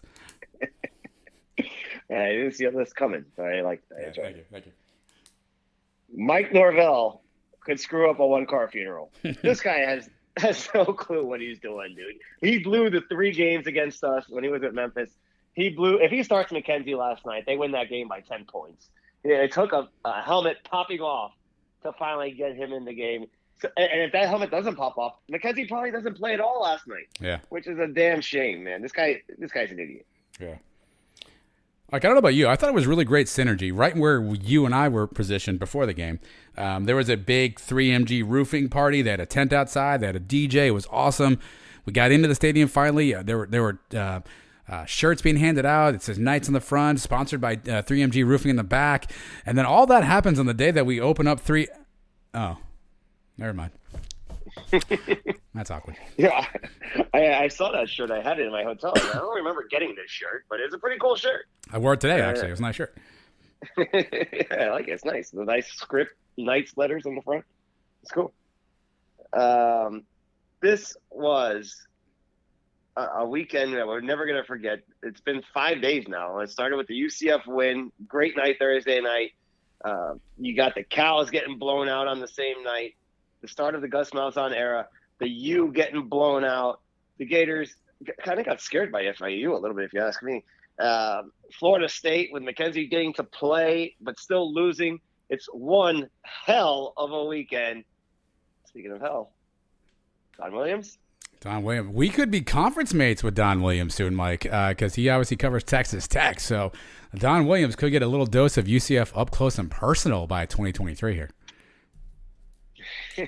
I'm all out. So Don Williams can go to hell. Don Williams can go to hell. Those are UCF observations, Mike. Last week we debuted Sunday's headlines today. Last week that was actually Friday's headlines, but since the game is Saturday, Sunday's headlines today. I actually got pretty close with one. I had my bonus last week, which was Bowser gives Boise the blues, brother, which actually turned out to be pretty close because Bowser obviously was a force to be reckoned with throughout the game, Mike. So let's give everyone a preview of next week. We've already got the headlines for Sunday's newspaper or internet articles here today. Obviously, UCF playing Bethune-Cookman, Mike. Give me one headline that you think we might see on Sunday. All right, this one could have been used last week, but I'm going to take it now. And you used it with the Bowser. Isaiah Wowzer, running back, has another big day with 3 first-half touchdowns. Nice. Here's my first one. Cooked, man. Knights overpower Wildcats. There you go. This is a big rivalry game. Don't forget. Yeah. I got the Barber Chop. Ricky cuts down Bethune with 15 tackles. Next up for me, Ricky Barber. He played well. He didn't. I guess Kalia Davis and Big Cat got some of the headlines, but Barber was solid. He had some really solid stats in his Knights debut, which was awesome. Next one for me, Mike. You down with JJB? Yeah, you know me. Knights linebacker makes plays all over the field in a W. He played really well, man. He played well. Yes. Gilliard. Yeah, he played really well, and it's not surprising. I mean, he was one of those guys who got a personal media day availability, so perhaps that was foreshadowing. Even after the game, he came out. He did a presser. His energy seemed really infectious. So I'm excited about JJB. I'm going to start calling him JJB. I'm not sure if that'll catch on, but it's a lot easier than saying his full name. So JJB, you down with JJB? Yeah, you know. Okay, you know me. Exactly. These nights, and D's is D apostrophe S, as in the UCF defense holds Bethune-Cookman to 86 total yards. Wow. These guys shut down Boise last week. They're going to shut these. I believe we're going to keep Bethune to under 100 yards total for this game. These nights. Nice. Knights fans keen on Mikey. True freshman QB looks solid in mop-up duty. So this should be a game where Dylan hopefully gets a chance to get in, plays well, run some plays, and then gets out early, avoids injury. And we get to see a little bit of some of the future quarterbacks. Mikey Keene, he warmed up for a hot minute there when Dylan was down during the Boise game. So you would think he would be in line to get some mop-up duty. Do we see Quadri? Do we see Parker Navarro? But obviously Mikey Keene is probably the guy we all want to see. So Knights fans should be keen on Mikey. Hopefully he gets some run against Bethune-Cookman. That's going to be fun for us to see. Obviously, you can't burn the red shirt. And these days now you get to play 4 games. It's cool to get guys like him in there, get him some experience. I'm looking forward to seeing what this kid's got. All I've heard is what he did in the spring game. I didn't get to watch it, but and everything that we've heard through camp, he's earned the number 2 spot. I'd love to see him come in and hopefully have the whole second half to himself. Hopefully we're up big enough where we can get the guys some rest and Mikey Keene come in, throw a couple touchdowns, and see what the future holds for UCF football. All right, well, those are Sunday's headlines today. This is what will happen. You can take it to the bank, Mike. Game is 6:30 Saturday. I just actually saw on Twitter, Leger Douzable will be on the call on ESPN Plus. So he will be doing some color commentary work there. 6:30. Get to your ESPN Plus, and don't forget on Thursday, I think, Mike, the 9th. UCF, the series begins on ESPN Plus as well, so you'll see the opening, premiere edition, which should be a doozy. I assume covering some of the camp stuff and some of Boise. So ESPN Plus will be required for this particular season, Mike. Not that it wasn't for last season, but now it's definitely going to be go time because you're going to want to watch all the stuff on ESPN Plus. That's going to be cool, man. It's like having a Hard Knocks for UCF. Thursday night is now booked. You watch the Sons of UCF live, and then you follow that up, and you watch the I don't know what they're called. What are they calling that show? I think it's called Our Time. I think that's what they call it, maybe. All right, UCF Our Time every Thursday night. I'm probably going to watch that twice a week. I probably imagine watching it right after our show, right before bed on Thursday night. Probably watch it again before game on Saturday. That is a cool feature that we have this year. We've seen the great job that we've done with the night flicks the last few years. This is that on steroids. Usually those videos are about 3 to 5 minutes. This is a 30-minute episode every week following this team. Yeah. So how awesome is that? Not every school gets that. Not every school gets that. Not every show has their top 5 Dylans. That's what you get here on the Sons of UCF. Coming up next, not every show has Mike's picks, but we do. How did we fare last week, and how will we do this week? Only Mike knows, and he will tell you next. Don't go anywhere.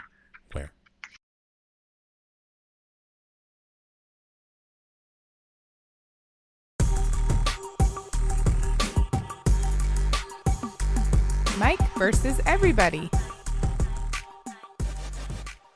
Alrighty, friends. UCF Mike does a lot of things really well. Plans tailgates, makes potato salad, and he also does a great job at his weekly pick segment. He will tell you who's going to win before that actually happens. And he also has a little pool tracker out there that you can join if you want to make picks each week, Mike. Although you missed week 1, probably still time to join if you want to get in there. So you didn't maybe miss too much. Maybe it's still some time for you to get in there.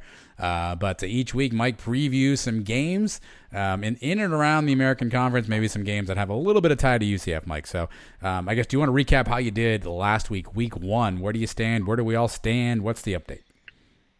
All right, week 1, I think, is always the hardest week to pick these games. You have nothing to go off. Other than just some preseason articles or whatever you saw last year, it's really hard to pick games the first week of the year. Now that you've seen the teams play, I think it gets a little easier as we go along. So week 1 was a tough one for me. I went 1-2 here on my picks last week. I took Rutgers over Temple. That was an easy win. Rutgers destroyed them, as I thought they would. I lost the Houston Texas Tech game. I lost Navy at home to Marshall. Marshall blew the doors off these guys. A lot of UCF fans were worried about that Navy game coming up in October. Are you guys still scared of Navy on the road? Because they did not show like they knew how to play football again, like they started last season. So 1-2 last week on the picks here on the show. In the pool tracker, I went 7-6. which is not great, but not horrible. Tread water for the first week. I believe that whoever I didn't see his name, but the guy that's winning the pool went 10-3 for the week. So good week out of him. I think you went 8-5. I think you got me by a game this week. I am Nitros Papa is 10-3, and then Tampa Bay all night. Myself, Brandon Nitro, and like 10 other people are 9-4, including UCF Mike, but not you UCF Mike, the other UCF Mike. All right. Well, 9-4. That's a nice start to the season. That's a very good job picking there. I think pretty much everybody had UCF, and we lost that half point. Really came back to haunt us. We won by 5, and the line was 5.5. That's a tough one. The Cal's getting blown out. That was an easy one for everybody. I think some people had Navy. That was a hard one. So we rebound here this week, 1-2 on the season. I got 3 more picks for you this week. This is going to be a 3-0 week. You can count on it. Crank up the music. Let's get this puppy going. Moving. Let's go. Game number 1, SMU minus 22 points versus the Mean Green of North Texas. The Mean Green coming off a big win in week 1, 44-14 against Northwestern State. This opened up as a 26-point spread, down to 22. The Ponies looked really good in week 1. A 56-9 victory of their own against Abilene Christian. I know it's Abilene Christian. But this kid, Tanner Mordecai, the transfer from Oklahoma, 7 touchdown passes, a la Darren Slack, setting an SMU record. He had receptions, 12 different guys on SMU with receptions this week. The Ponies, we expected them to be good. They look like they're going to be good. They have a very soft schedule from now until November, or the end of October, where they play at Houston, at Memphis, then the UCF game, and then at Cincinnati and Tulsa to finish it up. They could start out, though, I think, 7-0 easily in this season. Last year, these two teams played. SMU won that game 65-35. I'm taking SMU. I'm giving up the 22 points.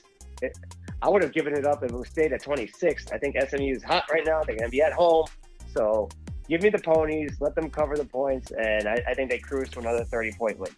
I concur with all of your analysis. I also throw in there this. Ron Heffley, who plays for Presbyterian College, had 10 touchdown passes on Saturday.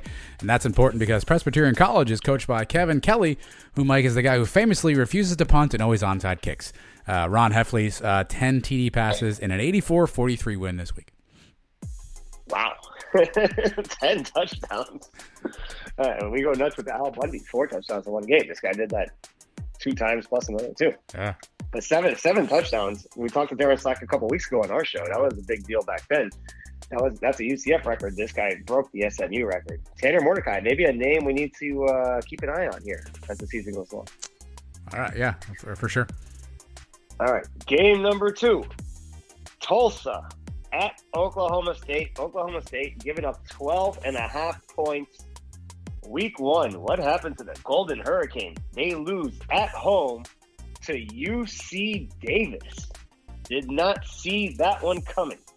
These guys were in a championship game last year. They beat us the last 2 years. To go from that to losing at home to a Division 2 school, UC Davis. I think they're in the Big Sky Conference. They are. No good. No Zaven Collins for Tulsa this year. That could be a problem for them. The Cowboys of Oklahoma State, they didn't look that great either in week 1. They snuck by Missouri State 23-16. But I think they're going to get a little rebound here this week. They've won 8 in a row against Tulsa. The last year was a close game, 16-7, but Tulsa looks like it's a different team this year, maybe taking a step back. Typically, this is a blowout. Oklahoma State usually blows them out. If you look back in that 8-game winning streak, they've won 40-21, 59-24, 59-33, 65-28, 38-21, 36-26, 46-9. The last time that Tulsa won a game in Stillwater, you got to go all the way back to 1951. And the last time Tulsa beat Oklahoma State at all was 1998. We were young freshmen walking around the Citrus Bowl watching Dante play. This is a rivalry that goes back to 1914, but Tulsa has not had much luck since the 30s and 40s. They dominated this rivalry, believe it or not, in the 1930s and 40s. We're talking about 70 years ago. Yes, we are. They sprinkled in a few wins in the last 70 years. Oklahoma State will bounce back from that kind of a rough showing last week. I think they cover the 12.5. They win this game by at least 2 touchdowns, maybe 3. Give me the Cowboys at home to cover 12.5 against the Tulsa Golden Hurricanes. You come here for your Presbyterian College coverage. You stay for the 1930s football recap, Mike. Oklahoma State did not have their starting QB, Spencer Sanders, in week 1. He was in COVID protocol. Presumably, he'll be back in week 2, which could explain their struggles against whatever Missouri situation you just mentioned there. So give me the Cowboys, our future conference foe potentially. Give me the Cowboys. I think you're right. I think you lay the points here, and you take the Cowboys. That's right. So we're rooting for these guys now, the Big 12 teams, right? Every week we're rooting for Big 12. Did you stay up and watch the BYU-Arizona game? I was kind of watching that. It was the only game left on. Just missed it. And BYU, I'm rooting for BYU now. Just missed it. These are the teams we have to root for. I'm just rooting against Tulsa. That's just a general rule of my life. If Tulsa's playing anything, I'm rooting against them. Yeah, we have a tough enough time against those guys.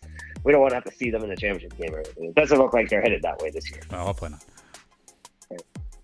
Game number 3, the Memphis Tigers, 5-point favorites on the road against Arkansas State. Last week, Tigers beat Nicholls State, the Colonels. That's right. Did you know that? I did not. 42-17. I did not know that either. But this seems like it could be a trap game for Memphis. Coming off that win, they have a big game at home the following week against Mississippi State. This week, going on the road to Terry Mohajir's alma mater, the Red Wolves, who took care of business last week against Central Arkansas, 40-21. It's a 7 p.m. kick. I think Arkansas State's crowd is going to be into this game. If they're anything like Terry with the fist bumps, it could be a violent section out there over in Jonesboro. This was a close game. I think it's going to be a close game. I think Memphis sneaks out of there, maybe with a field goal win. I think they still get the win, 3-4 points, but Arkansas State is going to cover this thing, maybe even win it outright. Give me the 5 points of Arkansas State. These two teams played last year. Memphis won 37-24. The last 3 meetings in Jonesboro, though, Arkansas State won those games, 2012, 2011, and 2007. They're at home again. I see them putting up a very good fight, maybe even beating Memphis. 2004 is the last time the Tigers went into Jonesboro and came out with a win. Give me the Red Wolves in this one. I'll take the 5 points. Maybe win outright, but if they lose by 4, I'll take that too. The Red Wolves, the Fighting Butch Joneses. He is their new head coach there. Mike, Memphis, the quarterback situation, too. They had a guy, Grant Gunnell, who transferred from Arizona State. He was essentially supposed to play. He did not. They started a true freshman named Seth Hennigan against Nicholls State. No word on who's starting Gunnell, potentially maybe dinged up, but it's one of those we're going to go week to week. So they potentially are having some quarterback issues. Arkansas State, I agree with you on this one. This is just a Timo pick. I'll do this for our guy Timo. You also had some compelling information there, so give me the Fighting Butch Joneses and the Timos, if you will. I'll take those 5.5. Yeah, I wonder if Timo's keeping up with the score. The game is probably going around the same time. What time's our kick? 6 o'clock or 7 o'clock? 6:30. 6:30. All right, and this game kicks off at 7. I gotta think Timo's checking his phone every once in a while to get a score update, or I'll have somebody update him on the big board. But yeah, give me Arkansas State. You know, the game that I didn't pick that I wanted to pick, but I hate the Gators so much too. But they're favored by 29 against the Cows at Raymond James Stadium. If you want a bonus pick, I don't see the Cows couldn't get on the board against NC State. I don't know if they might take them a few weeks to score a point here, the Cows. First team to give up points to the Cows should be demoted to Division II, whatever, right? It's getting bad over there in West Temple Terrace for sure. I did not make it as my official one of my 3 picks of the week, but you can bet that I'm probably not going to pick the Cows to cover many spreads this year. Yeah. So, yeah. Well, but there you go. I wouldn't either. Yeah, I wouldn't pick the Cows to cover pretty much like a sandwich with butter at this point. I don't think they could figure that out. Hopefully, someone gives Timo the score because I don't want him like punching somebody. And/or I'm curious if he's going to have an arm sling when he walks into work on Tuesday, because it looked like that right rotator cuff was getting some work out there. Dylan Lester, I was concerned for his safety because I thought Timo might actually take a shot at the chest of Dylan Lester at that one. He threw about 4 or 5 big time punches. Yeah, he was fired up. I don't even remember. Did Danny ever stand on the sidelines? I don't remember Danny being a sideline guy, but Timo was down there in the corner, enjoying himself, having a good time. I saw some former Knights were there. I saw 2 players from the Orlando Magic were there, which was awesome. RJ Hampton and Cole Anthony were there repping the Knights at like 10, 11 p.m. at night, which was pretty cool. Hopefully Timo ices that shoulder down, Mike, but your picks are legendary. Again, make sure you get to the pool tracker, Mike. Give us the update real quick how you join the pool tracker if you want to. Pooltracker.com. Search for group Sons of UCF. I mean, now you're a week behind. There's still time to catch up ground. If you're good at making picks, you shouldn't be scared. You can still get in there. Group is Sons of UCF. Password is GusBus2021. If you're going to get in now, because it's getting late. And I already mentioned the cool prizes. You're going to get a Sons of UCF hat in there. You're going to get a Citronaut hoodie, and I'll probably throw in some basketball tickets for a game later this year. I don't know which game. Maybe I'll leave it up to you. Which game you want to go to? A couple hoops tickets. What else do you want? Are you asking me? Am I eligible? I mean, yeah, if you win. Maybe a signed picture of UCF Mike with potato salad. How's that? Oh, maybe I'll just send some potato salad to your house. Even better. I don't know if you're not entering. I'm not sure what you're waiting, or you probably have some time. Again, get in this week though, because undoubtedly people will probably miss a week here and there. Things happen, so you may be able to just sneak in there and maybe make some noise here. But get in now if you want to get included on those great prizes. Mike, next up, we talked about the cows, and now we'll talk about them some more. Cow of the week is coming up. Don't you go anywhere. Sons of UCF. We'll be right back.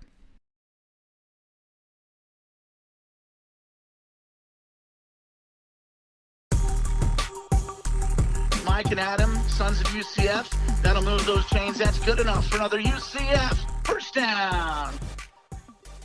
All right, let's close up shop around here with Cow of the Week. Mike, if you're new, what we do here is we make fun of the cows by finding something that made us laugh, that we found idiotic, that we just thought wasn't a really good idea, and we nominate that person as Cow of the Week for their actions or whatever they did, Mike. There's a lot of, so we struggle during the summer months and a lot going on. There's so many options this week. I don't even really know which ones I want to choose from just yet.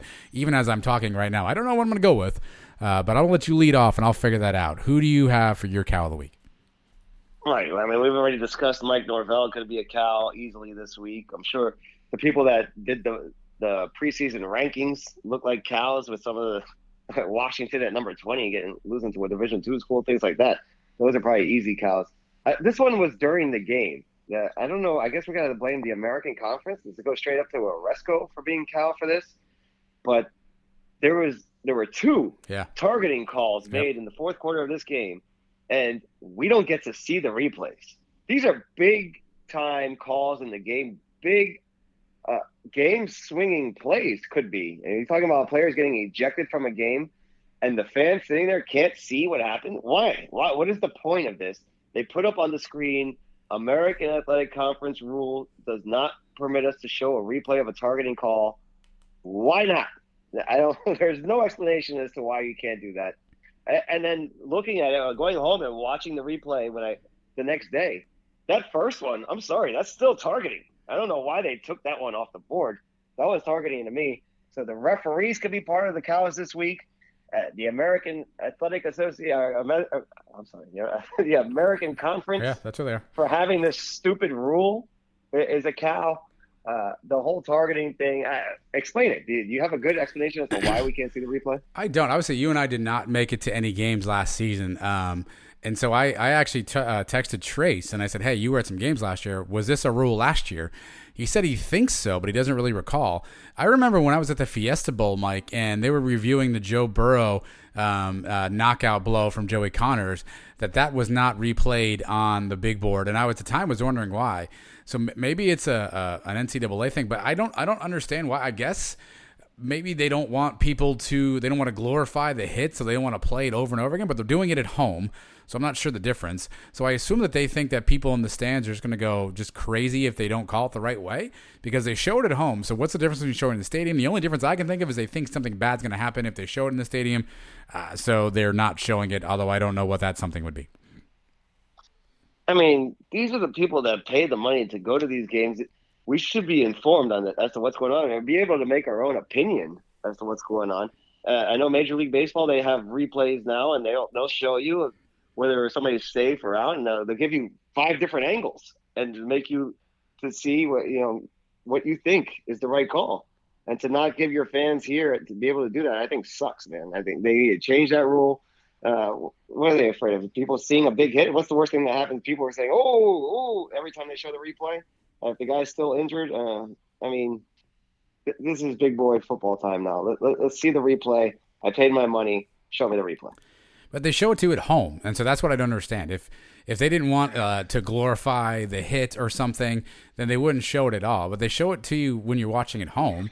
So I assume that they don't want like some sort of a mass chaos situation.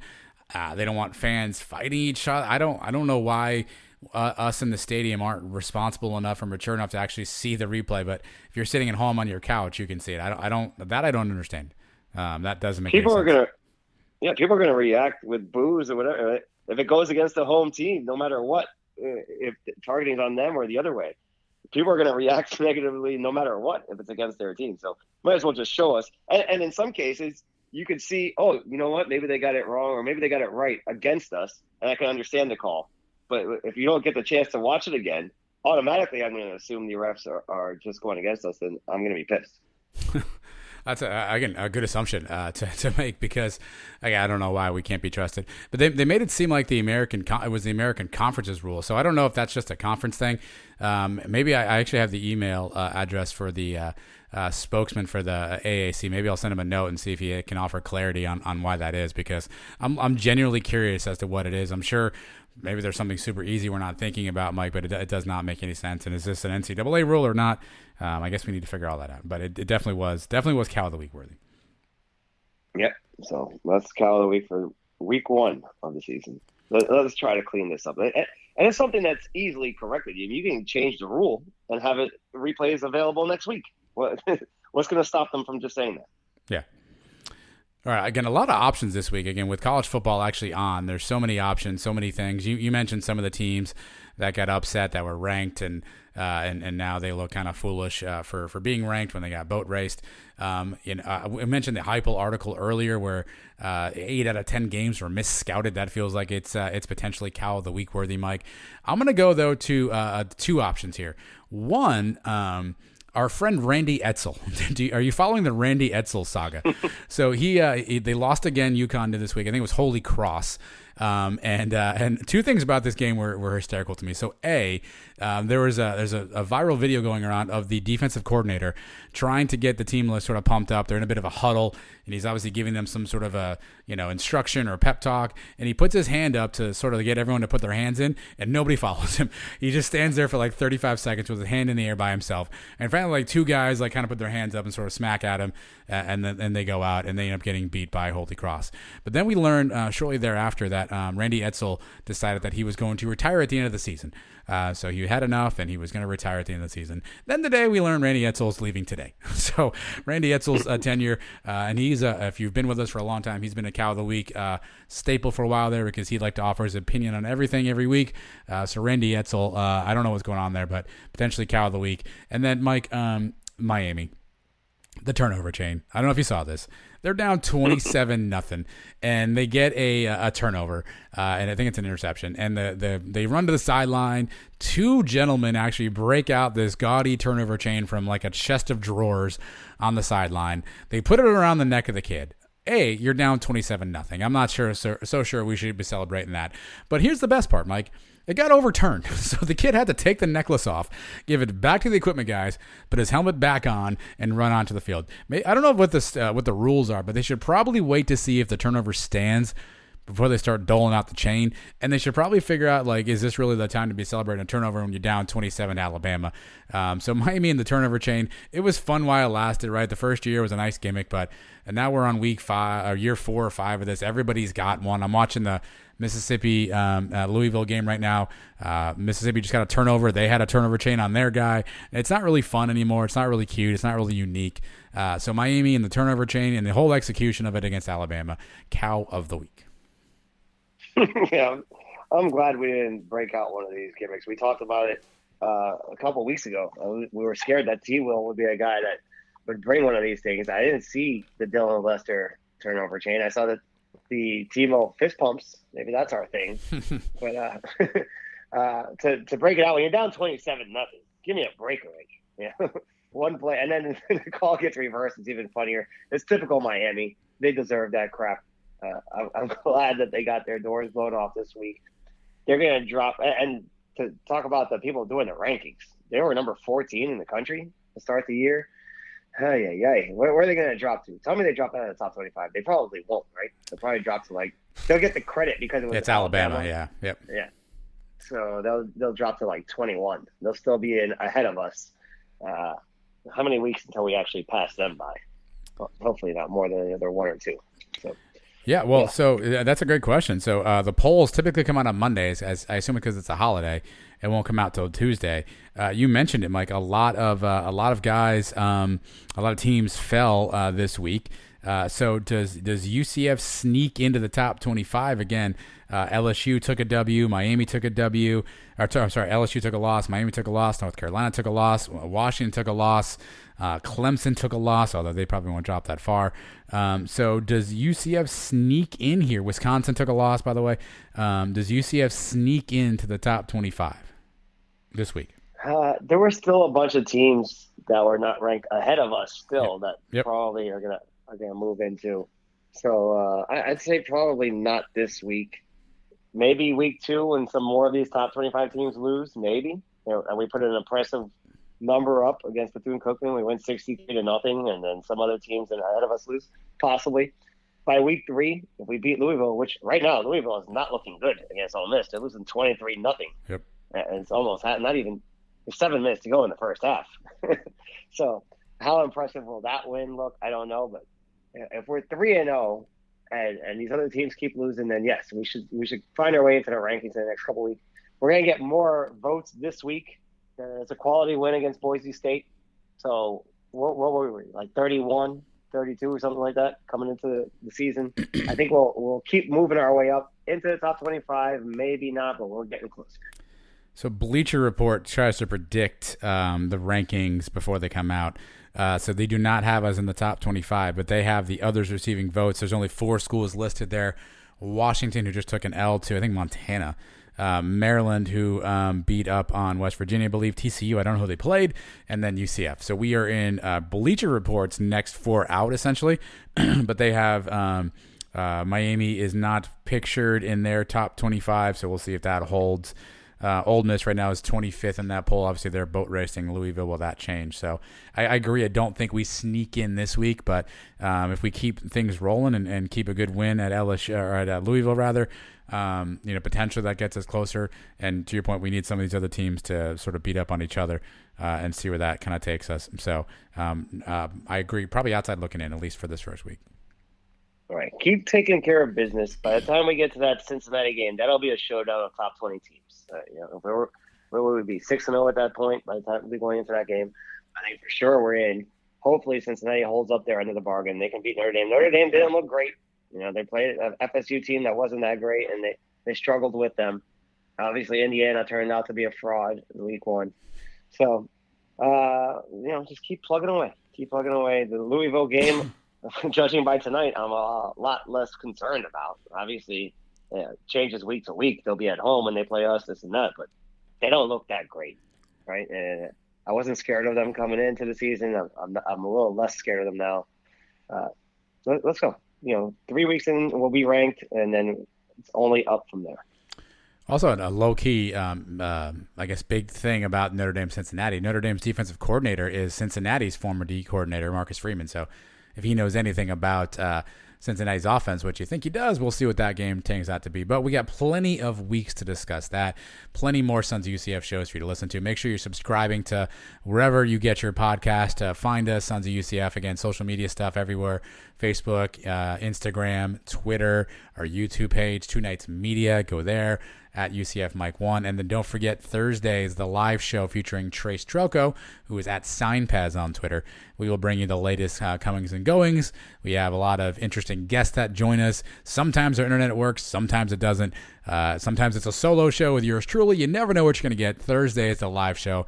That's why it's live. It's always fun, Mike. But this was a fun week one. Always good to do these shows after a win, like you said. Hopefully we are reconvened here same time next week, same situation next week, and we're talking about a nice W against Bethune-Cookman. Either way, great start to the season. Hope everybody enjoyed the game. I know it didn't start off the way we wanted to, but the ending was fantastic, and it feels good to be at night. A lot of good news coming out of UCF right now. It feels like this is, I don't know, the golden age of UCF football right now. Yeah, big win, a big historic win. Joining the Big 12 conference all in the same week. We should have another nice cruise to victory this week. We'll be 2-0. Great times, man. It's great times ahead for UCF. And the Cows falling further into the dumpster. That's great, too. They're going to get destroyed again this week.